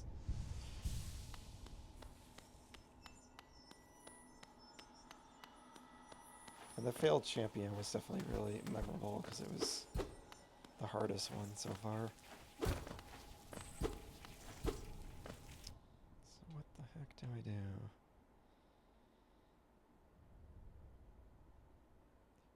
I see. There is something in the fungal waste I didn't go to.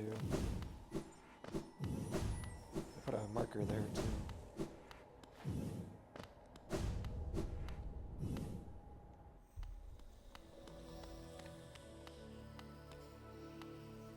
They have on their spear through this that like mask. I think it looks like one of the masks that the spider creatures wear, like deeper in a Deepnest. So that's a cool detail. Yeah, it looks like they like hunt the Deepnest bugs. I love this. I love how they don't attack you after you defeat their leaders.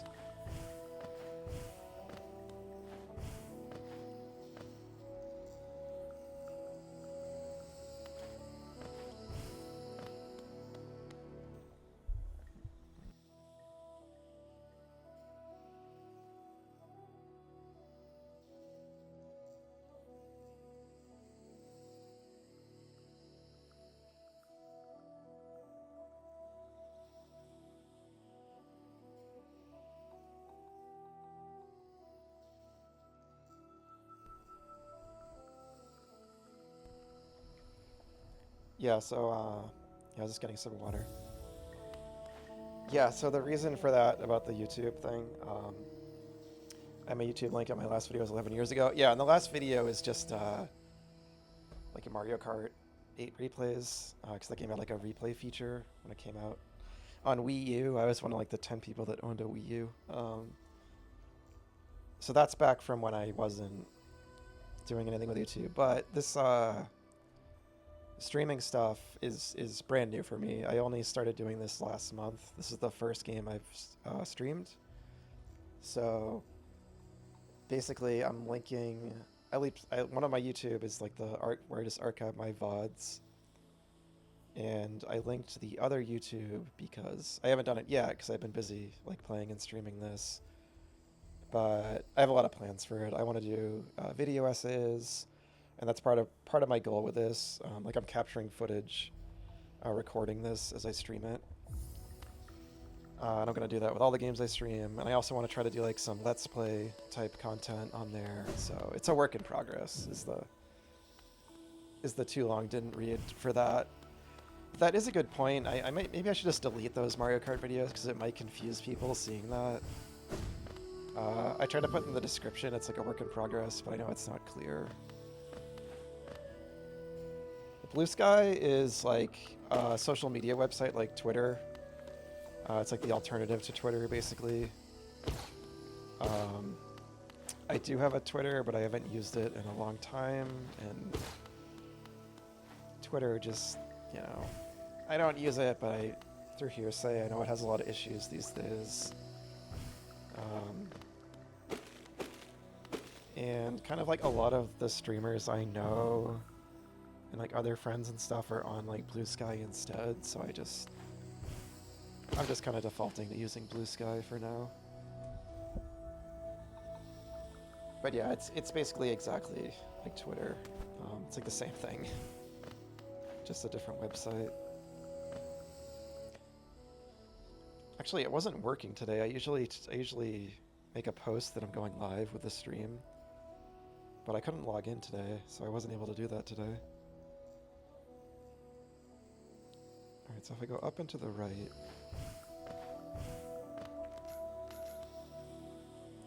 Yeah, exactly, yeah. A lot of people just don't use it or got off it.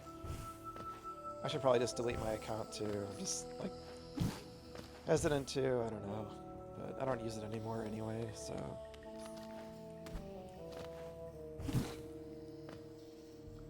I've heard Blue Sky is a lot better for like artists and stuff, which is really important to me. Because I'm just a huge fan of like art in general.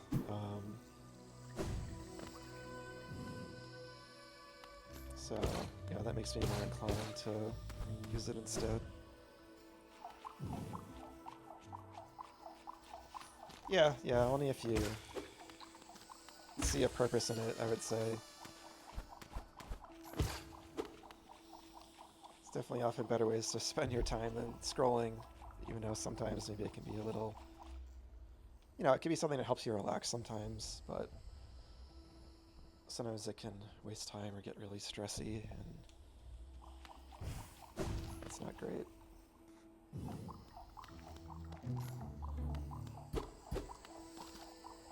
Yeah, same. I mean, I'm technically like an artist myself. Like, I do like to draw. I just don't do it like professionally. Fungal core? Did I just stumble in a whole new like area? This game is so wild. Just when I think I've seen like just about everything. I love when there's just like a little place on the map I haven't gone and it's like this new thing. But yeah, I like to draw. I like to like draw things for friends and stuff. Something I always kind of want to try to work on more, but I also like to write, like creative write. Like I'm working on like a book right now, like a book series that I have been for a while. I kind of recently got back into doing it. But yeah, when I see like amazing artists, like I have a lot of friends who are like incredible artists, like visual arts, and this definitely, you know, more than a fair share of jealousy of it. So it's just like, wow, like, how do you do that?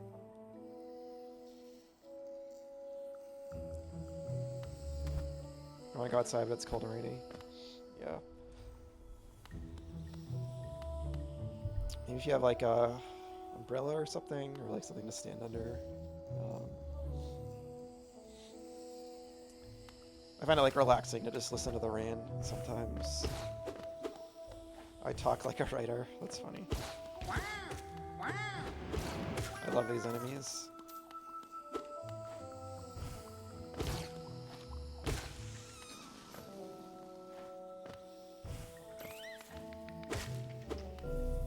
Little secret.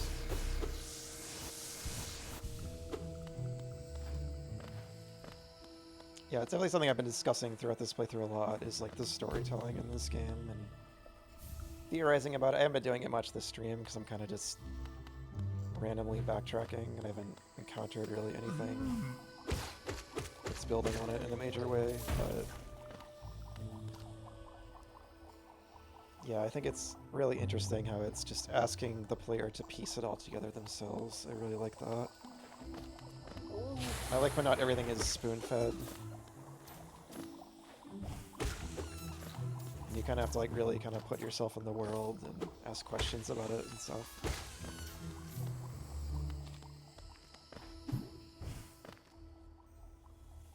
Yeah, the sound design definitely here is definitely one of the standouts. I think like probably this area, the City of Tears, the Royal Waterway, the sound design was amazing with like those creepy worm creatures. And Deepnest are probably like the standouts in terms of sound design.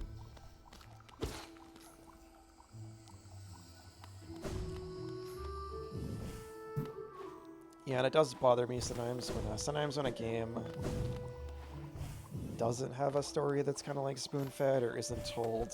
Like,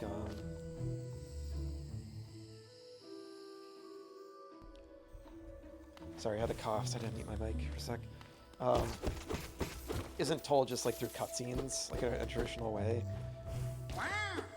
Some people will say like, oh, the game doesn't have a story, and like that's just such BS to me. Like, there's all different ways to tell a story.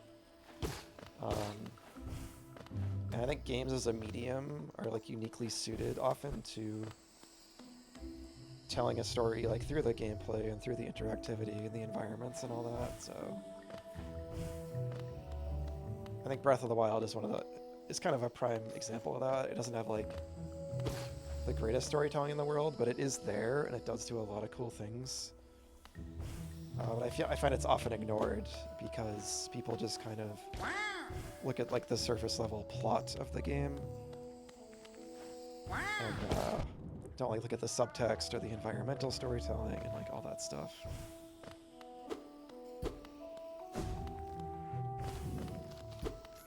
Which I think actually does some pretty cool things.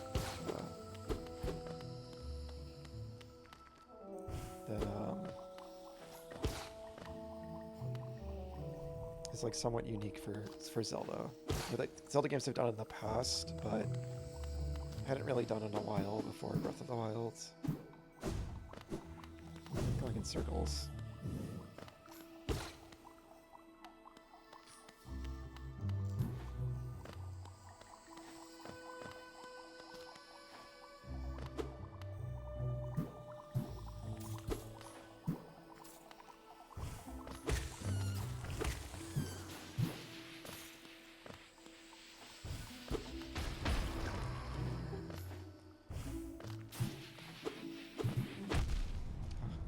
Anything that explodes in this game always gets me.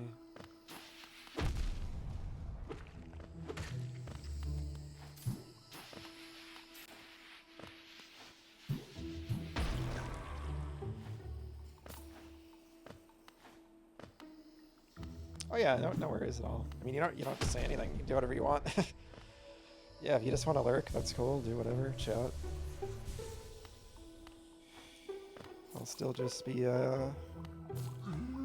playing some Hollow Knight.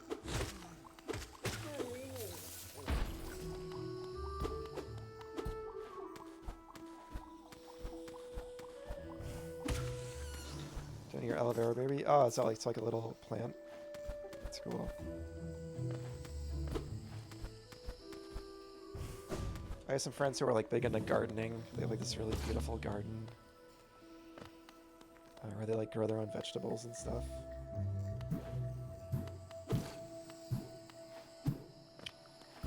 And yeah, I don't mind the bots there. I have those set to like a timer. Every so often they chime in. You know, all right, yeah, it was really nice to meet you, and take care. Yeah, hope to see you back, and yeah, have a great night. Good luck with the monologue. Take care.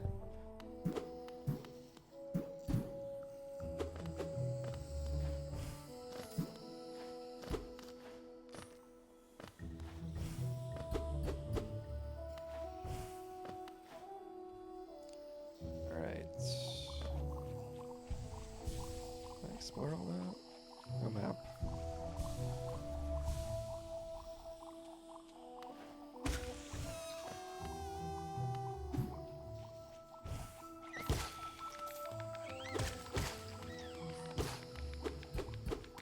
Whoa.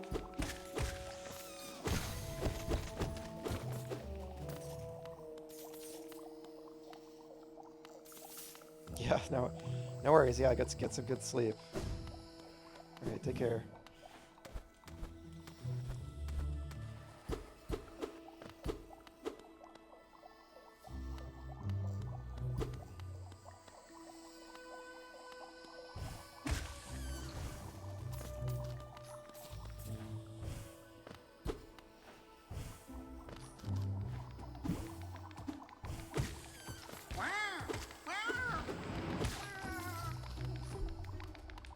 Those poor little guys. This area's cool, like all these hidden passages and stuff.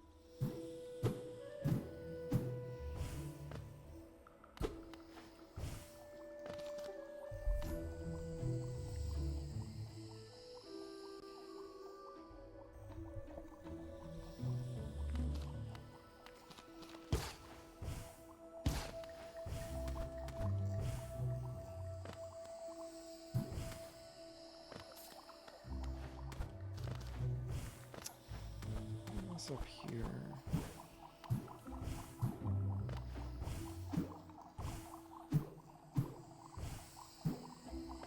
What's up there? Oh.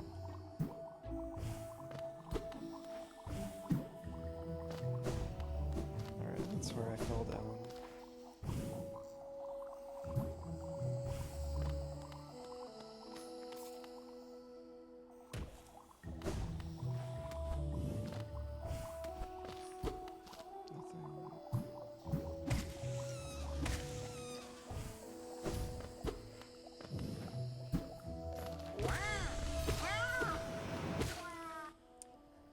So round. I don't think I've seen a rounder creature than this. This world certainly hides some marvelous creatures. I must hunt them all down.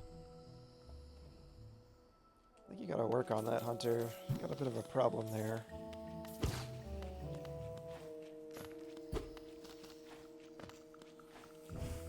You should make friends with the creatures. Says me as I'm slashing all these innocent mushroom things. These things are so funny. Just look at them.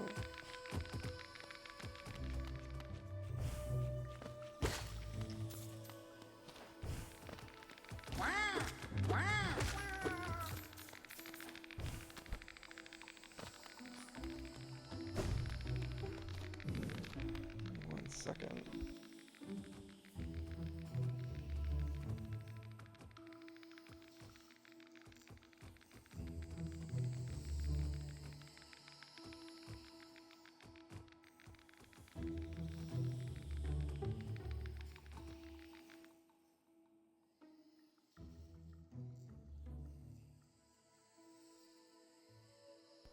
Actually, I think I'll take my last break of the night, so I'll be right back. Let's take a quick break.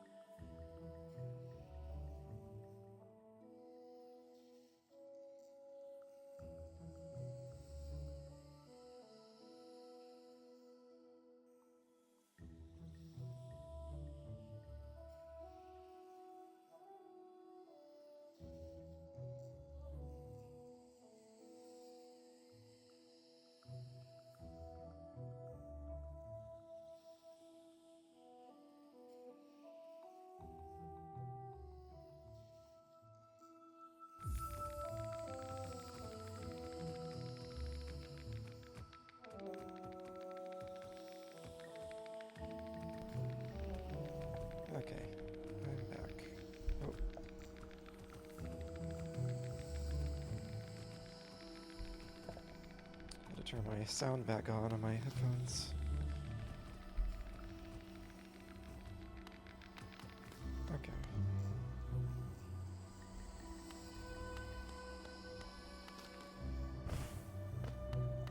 Yeah, it's getting hot, so I had to turn my AC on. I hope that's not picking up on the mic too much, but I'll check on the VOD after. What? Oh, so cool. Look at this guy. There's just still stuff to discover in this game. There always is. It's like the Mushroom Lord.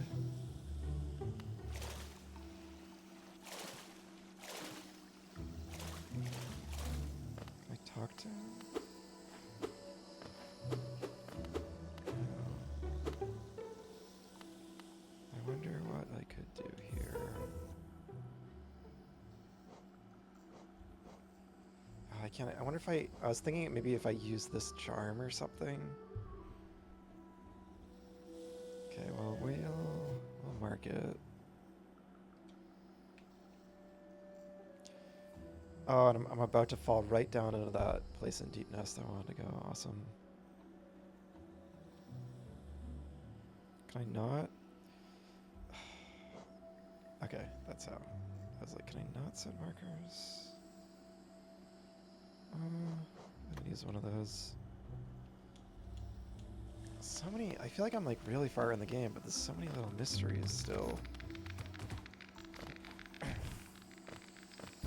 Like how Deepnest has like this light coming out of it, which doesn't really make sense, but it kind of lets you know you're near it.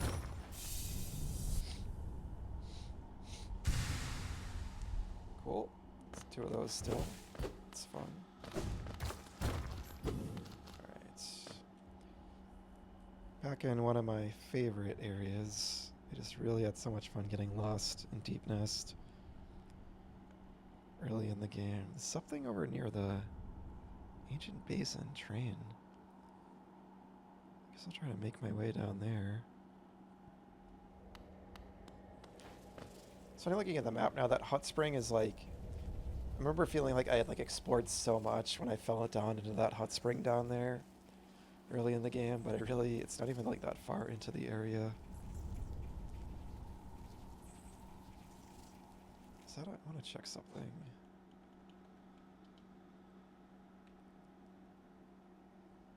Okay, I was checking if it marks those trees that you have not activated yet.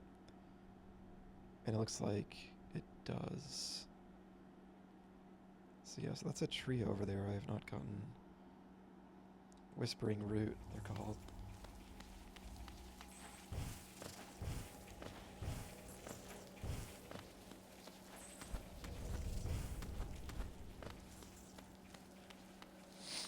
Oh. I was looking away for a second, running into a wall.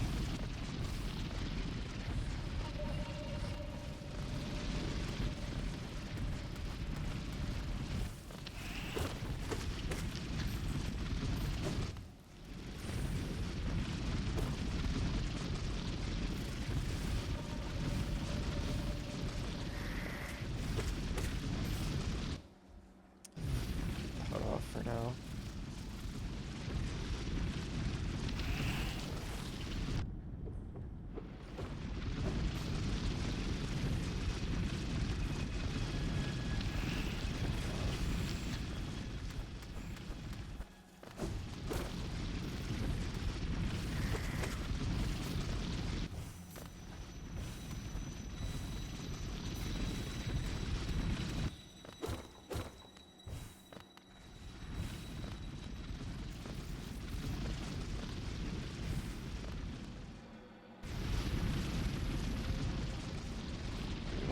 Down.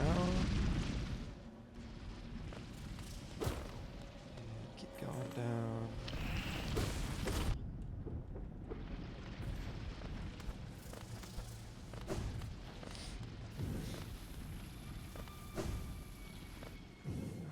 What was that? Up there. Oh, that's nothing.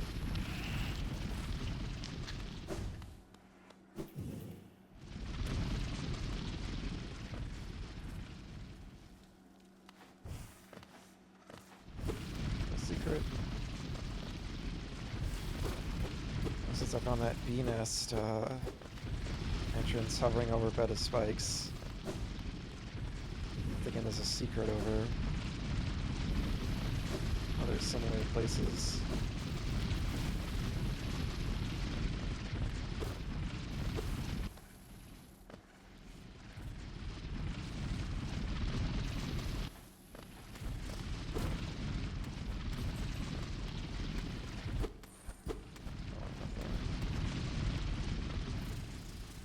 Here we go. Wait. Uh-oh. I thought maybe there was something on this side of the wall, but probably not. Yeah, I love this moment. I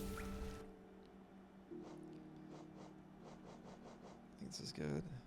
Torch, compass. Yeah, so this is like perfect. 2, 3, 4, 5, 6, 99. This is 11. It's probably at least one more, because it'd be weird to just... 11's like a weird odd number. I feel like they'd probably make it a even 12.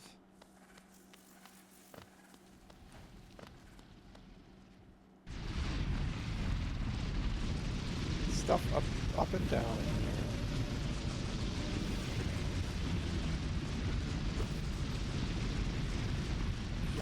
I haven't really explored you at all, probably.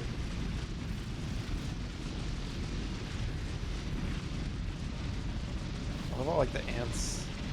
Looks like giant ants scurrying around in the foreground.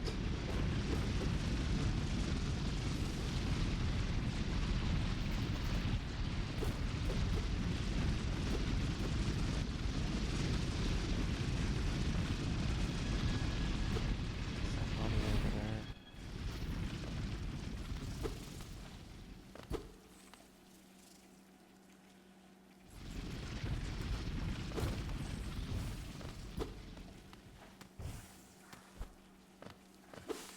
Sound design is so good here. Interesting. That's fun. What a fun idea. This is very like very much a Mario setup, I feel like. Stuff like this in the 2D Mario platformers. Shovel Knight too, I think got something like this. You're like going on and moving, oh no, I want this though.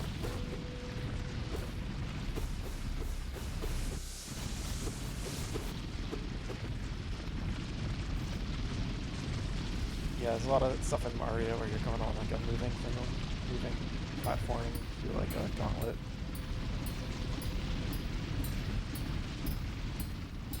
It's a really fun idea.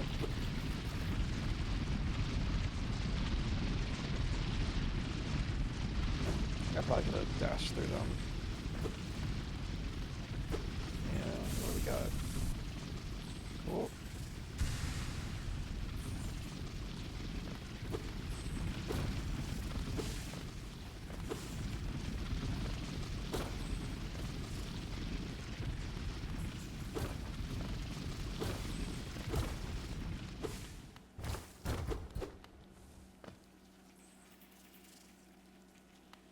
Yeah, is this right where we started? Yep. Cool. That was fun.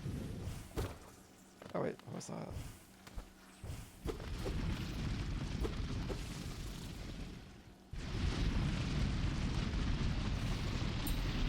Kind of gives you a good little tip too to kind of avoid damage if you fall on one like this. Fast here. Oh god.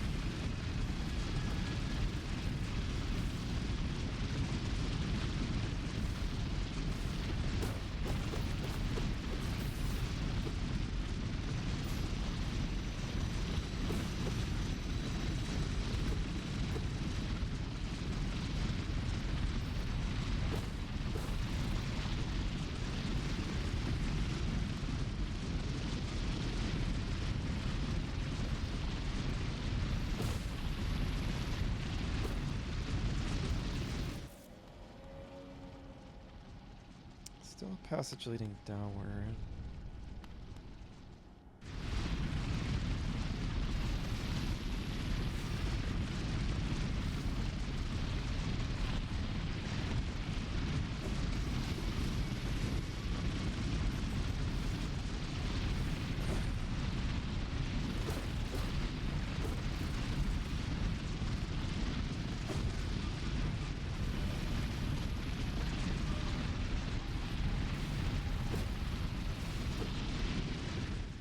This lead.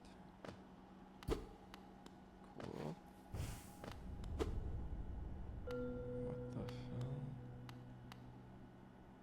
The corpse of a Garpy. Garpy, giant burrower covered in thick shell plates, tirelessly travels the tunnels of the Deepnest. Monstrously strong, and they shrug off any attacks you make on their thickly armored bodies. Luckily, if you simply avoid their paths, they'll leave you alone.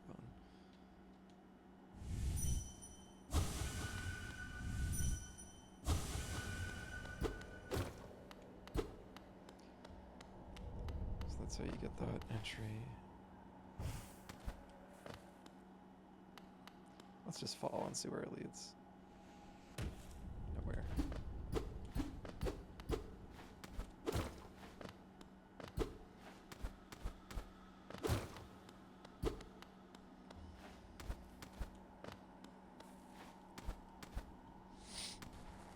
Okay, so this one passage on the right. Just this way. Oh, we're in an ancient basin. Look at the thing in the foreground.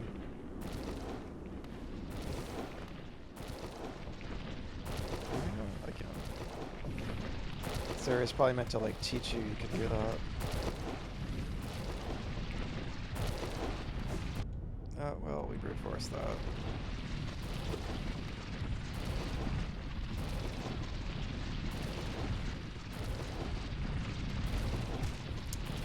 God damn it. Is this something?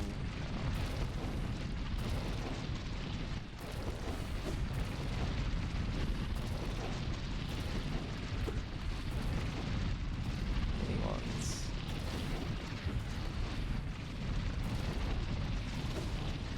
Jeez. Oh man, that's tough. What are those statues in the background that give you soul?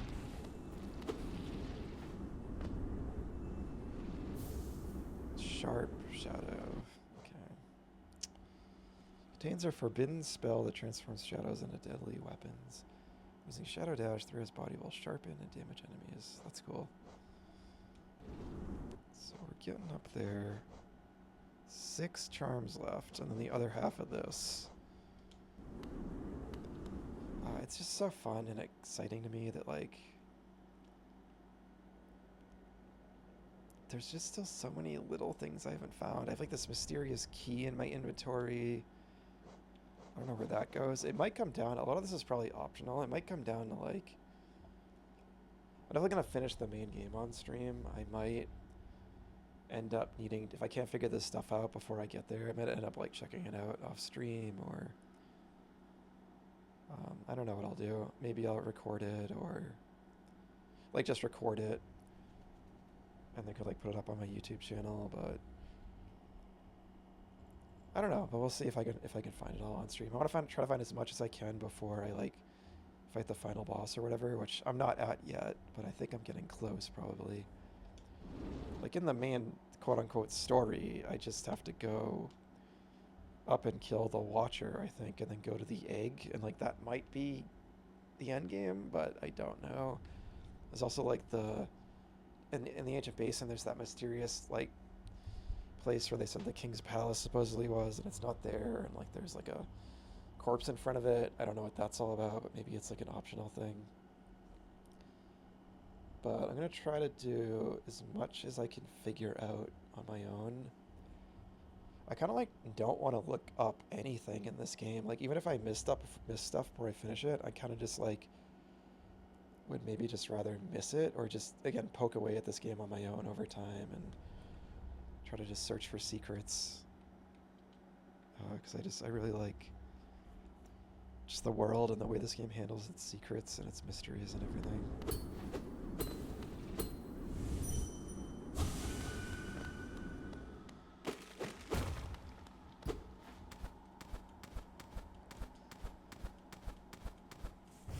Okay. That is complete.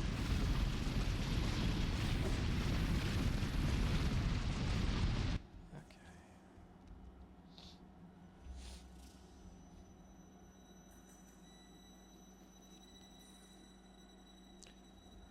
Oh, he scribbled it in that area. Cool. Yeah, again, like I'm looking at the fungal core to the left of the Manus village. On the map, it's just a big blob. It's just one big open area, but that's not actually what that area was like. It was actually a bunch of little passages. I wish it more accurately portrayed that on the map. They probably did that because it would get so labyrinthine looking and maybe hard to read, but I feel like it's harder to read when it's not like that. I don't know. Because it doesn't accurately portray what the area looks like. But it's not a huge deal in the grand scheme of things. Just a little quibble. Because like in some of these Deepnest areas, there might be like a hidden little charm or something in a corner of one of those rooms that I missed.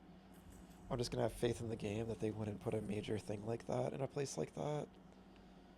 Most of the charms have been kind of like their own rooms and their own like special places.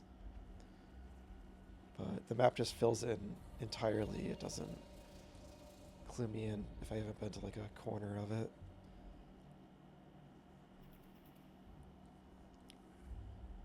There's also that weird mask maker character over there. I'm pretty sure I got that tree in the spider area. Why is it still on the map? I'll probably take the stag station and go over there, maybe. But yeah, if I go to the left and up, there's something.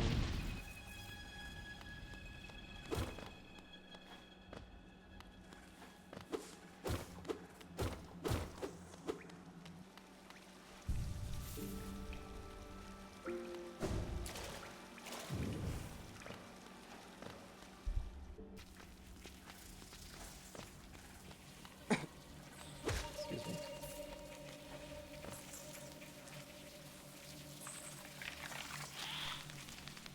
I do like how you walk around with the map as you're looking at it. It's cute. How the heck did I miss this? Such an obvious secret. Oh, I wasn't really like thoroughly looking at every nook and every area.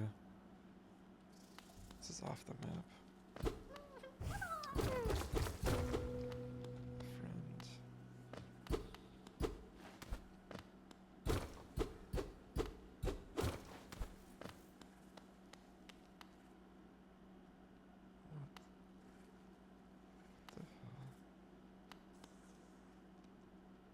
Hello? This is so creepy.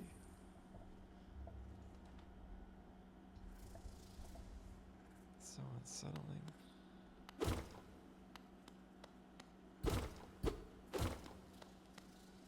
I did hear a caterpillar, but I'm so intrigued by this.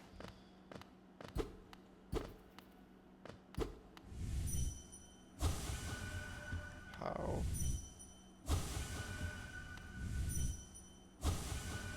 No.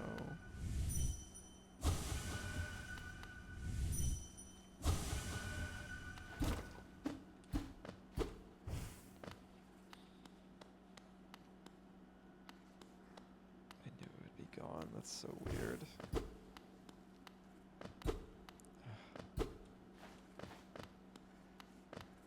Man, I have like chills. My face.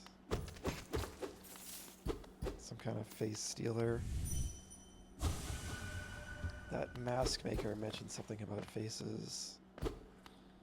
Also, there was that creepy midwife character I ran into down here. I haven't seen them again.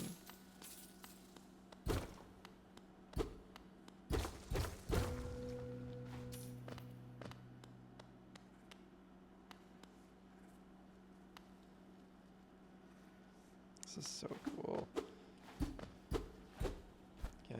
I feel like I've like seen so much of the game, but it just still keeps surprising me with these weird little moments and stuff. It's so good. What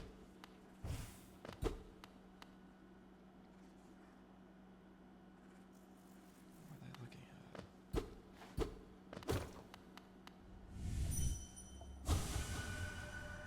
You were dead.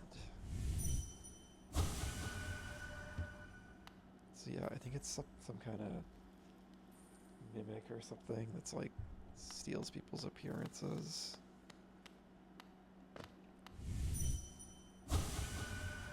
Don't run. Yeah. Some horrible creature lurking in the depths here that lures people in.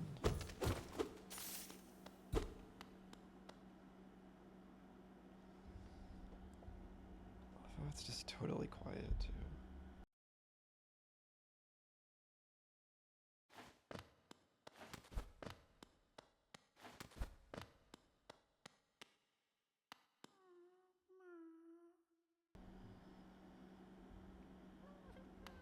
Hear the friend. Oh god. Hear the friend again.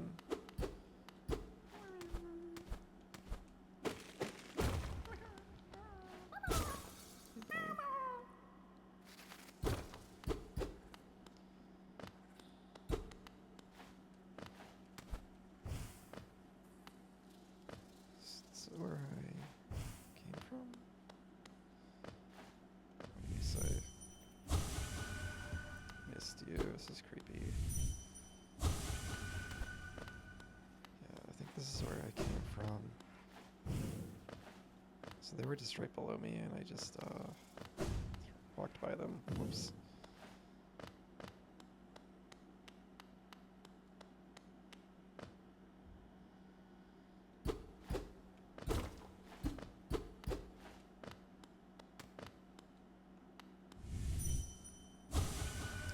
Come back, dearest. How?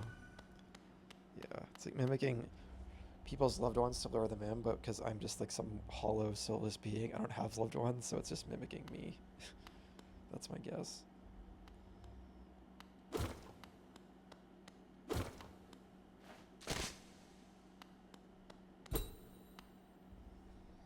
Very cool.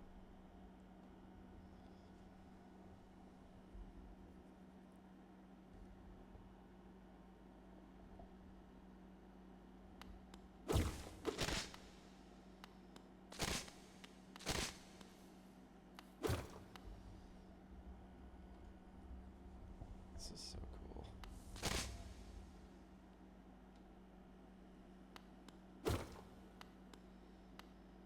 What the hell? This is awesome.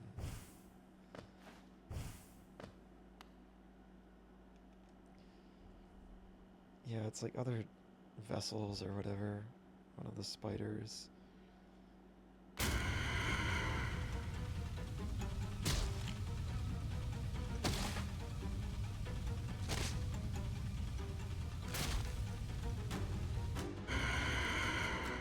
So cool. What a cool hidden friggin' boss down.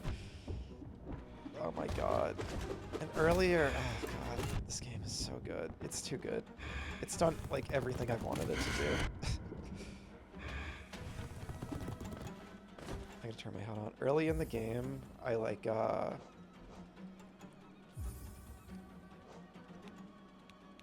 early in the game, when I came to Deepnest, I think I literally said this in an earlier stream. I was like, I hope I just like wander around in this area and I just stumble on some like creepy, horrible boss down here, and like it's happening now. So it's a little disappointed Deepnest didn't really have a boss in it earlier. I thought the Dreamer would be like a creepy spider boss, but now here's the creepy spider boss. That's great. It's so cool. Oops. Oh god.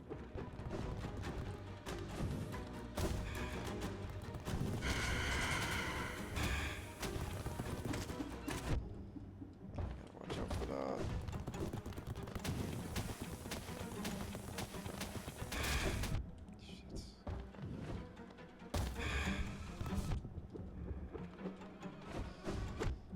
not hurt you underneath it. That looked like a safe spot.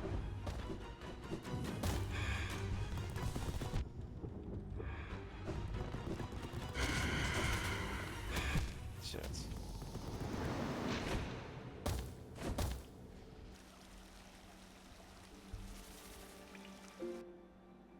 we go. Map updated.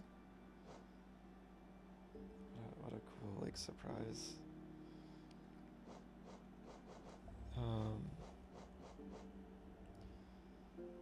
Could take that off.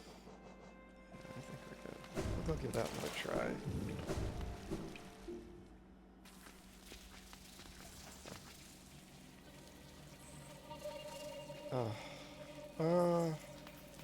That was a shortcut to it, so it shouldn't be too bad getting back. Shit. Alright, well. Oh, and it's kind of like a... It's like a super version of those... I forgot to do this. It's like a super version of those... Well, the hot spring heals your health, too. Of those parasite enemies, I just realized that.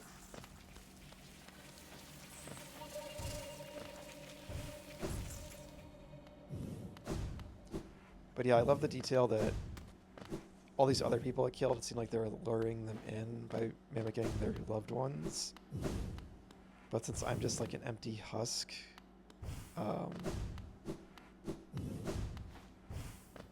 is this... Wait, hold on. Yeah, okay, it's the right way. Yeah, I'm like an empty husk or something, so they just mimicked me instead. That's like all I could like do. I think that's the implication. Alright. Let's give this another try.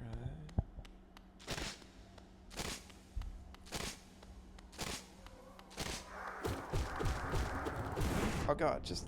that's a little unfair. Just charges at you as soon as you're in the room, but... Oh well.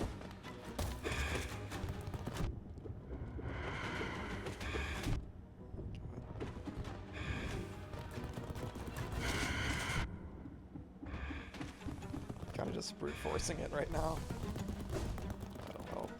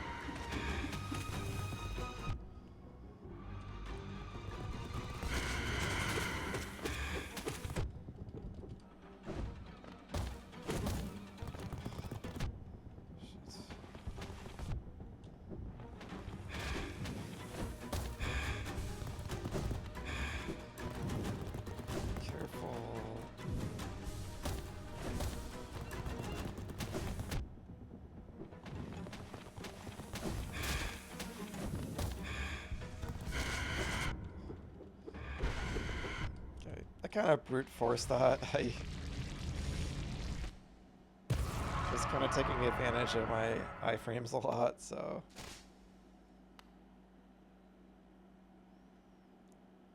Is that gonna hurt me? I want to dream nail it. Yes, that must have been just like some other... hit around.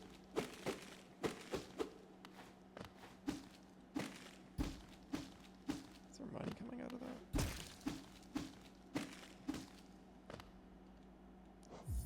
How would I get another picture? I always do that.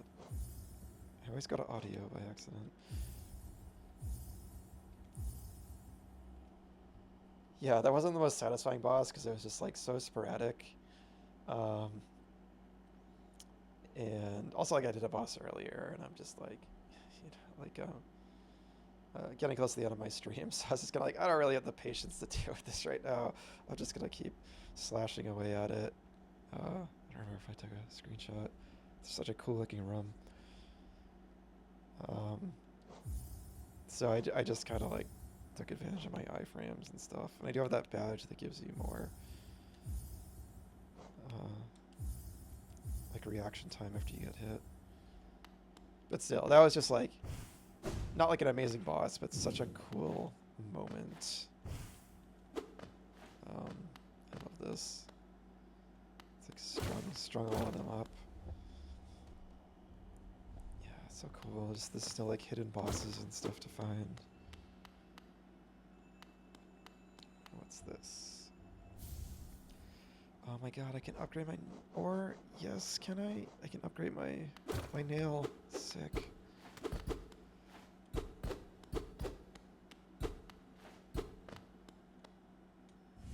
That looks like almost like the dark egg. Okay, so I wanna... There's still something up in the middle. So Deepnest is delivering. Definitely some stuff here I had not seen. It's really cool.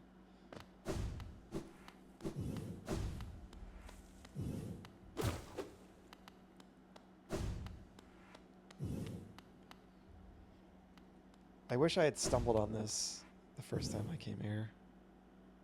It was just like it's through a secret wall too.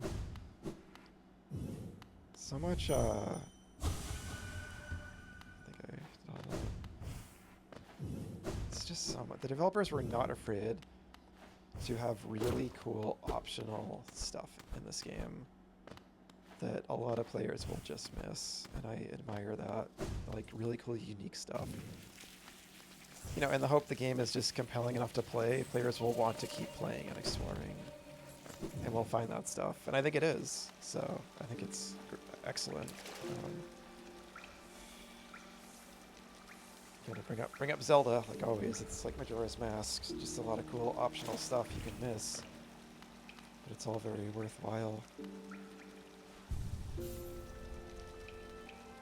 Okay. So we have 3 pillars, so I definitely want to go to the blacksmith. Oh yeah, let's read this. Nosk mimics the shape of other creatures to lure prey to its lair. In the deepest darkness, there are beasts who wear faces stolen from your memories and pluck at the strings in your heart. Know yourself and stay strong. So yeah, my memories are just... My character probably doesn't have memories, I don't know. Or it's just like their kin or whatever. The other vessels or whatever I am. So yeah, I'll probably go up to that place in there's a little hallway in the middle of Deepnest. There's a tree over there. Oops, sorry, hitting my mic. I thought I had activated that one, but maybe I didn't complete it. And then I'll probably head back to the city. Yes, I still think there's some stuff in the city. And then I think I've gone everywhere visible on my map. Unless I'm missing something. And then there's several little mysteries. I put markers. Oh no, except there's probably some stuff down. I need to buy the map of the lowest area. I've been holding off just because that's like the most mysterious area, and I just want to thoroughly explore it before I see the layout of it. Because as I'm seeing in Deepnest, there's still kind of substantial little side areas and stuff I missed. Yeah, and then obviously I'll do the Colosseum. Go get the Watcher, go to the Egg, and we'll see. Eventually. So yeah, it's only Monday. Yeah, I might end up finishing this by the end of the week. I'm not sure yet, but we'll see. Not sure. Not gonna rush it. But for now, I'm gonna call it here.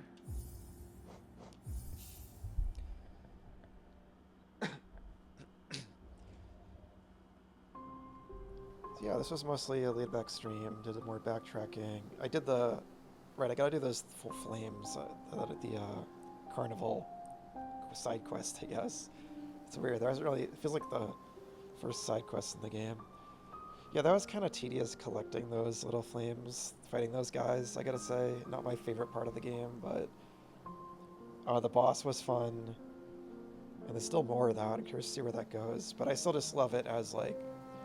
this cool thing I just discovered. Just like that boss I just fought. I just, on the level of just like a cool discovery. Again, not every little boss is amazing. Most of the bosses are really fun, but it's all just so fun to find all these unique, cool things in the world. Yeah, it's a blast. Exploration, exploring games, discovery, one of my favorite things in video games. And this game is, as I keep saying, is delivering in so many ways on that front. So I'll be back tomorrow at 7 p.m. EST. Probably continue exploring the remaining stuff I haven't seen in Deepnest, and then go from there. But yeah, to anyone out there lurking, thanks for hanging out. Appreciate it. And yeah, I'll be back tomorrow. So hope to see you then, and take care. Okay, bye.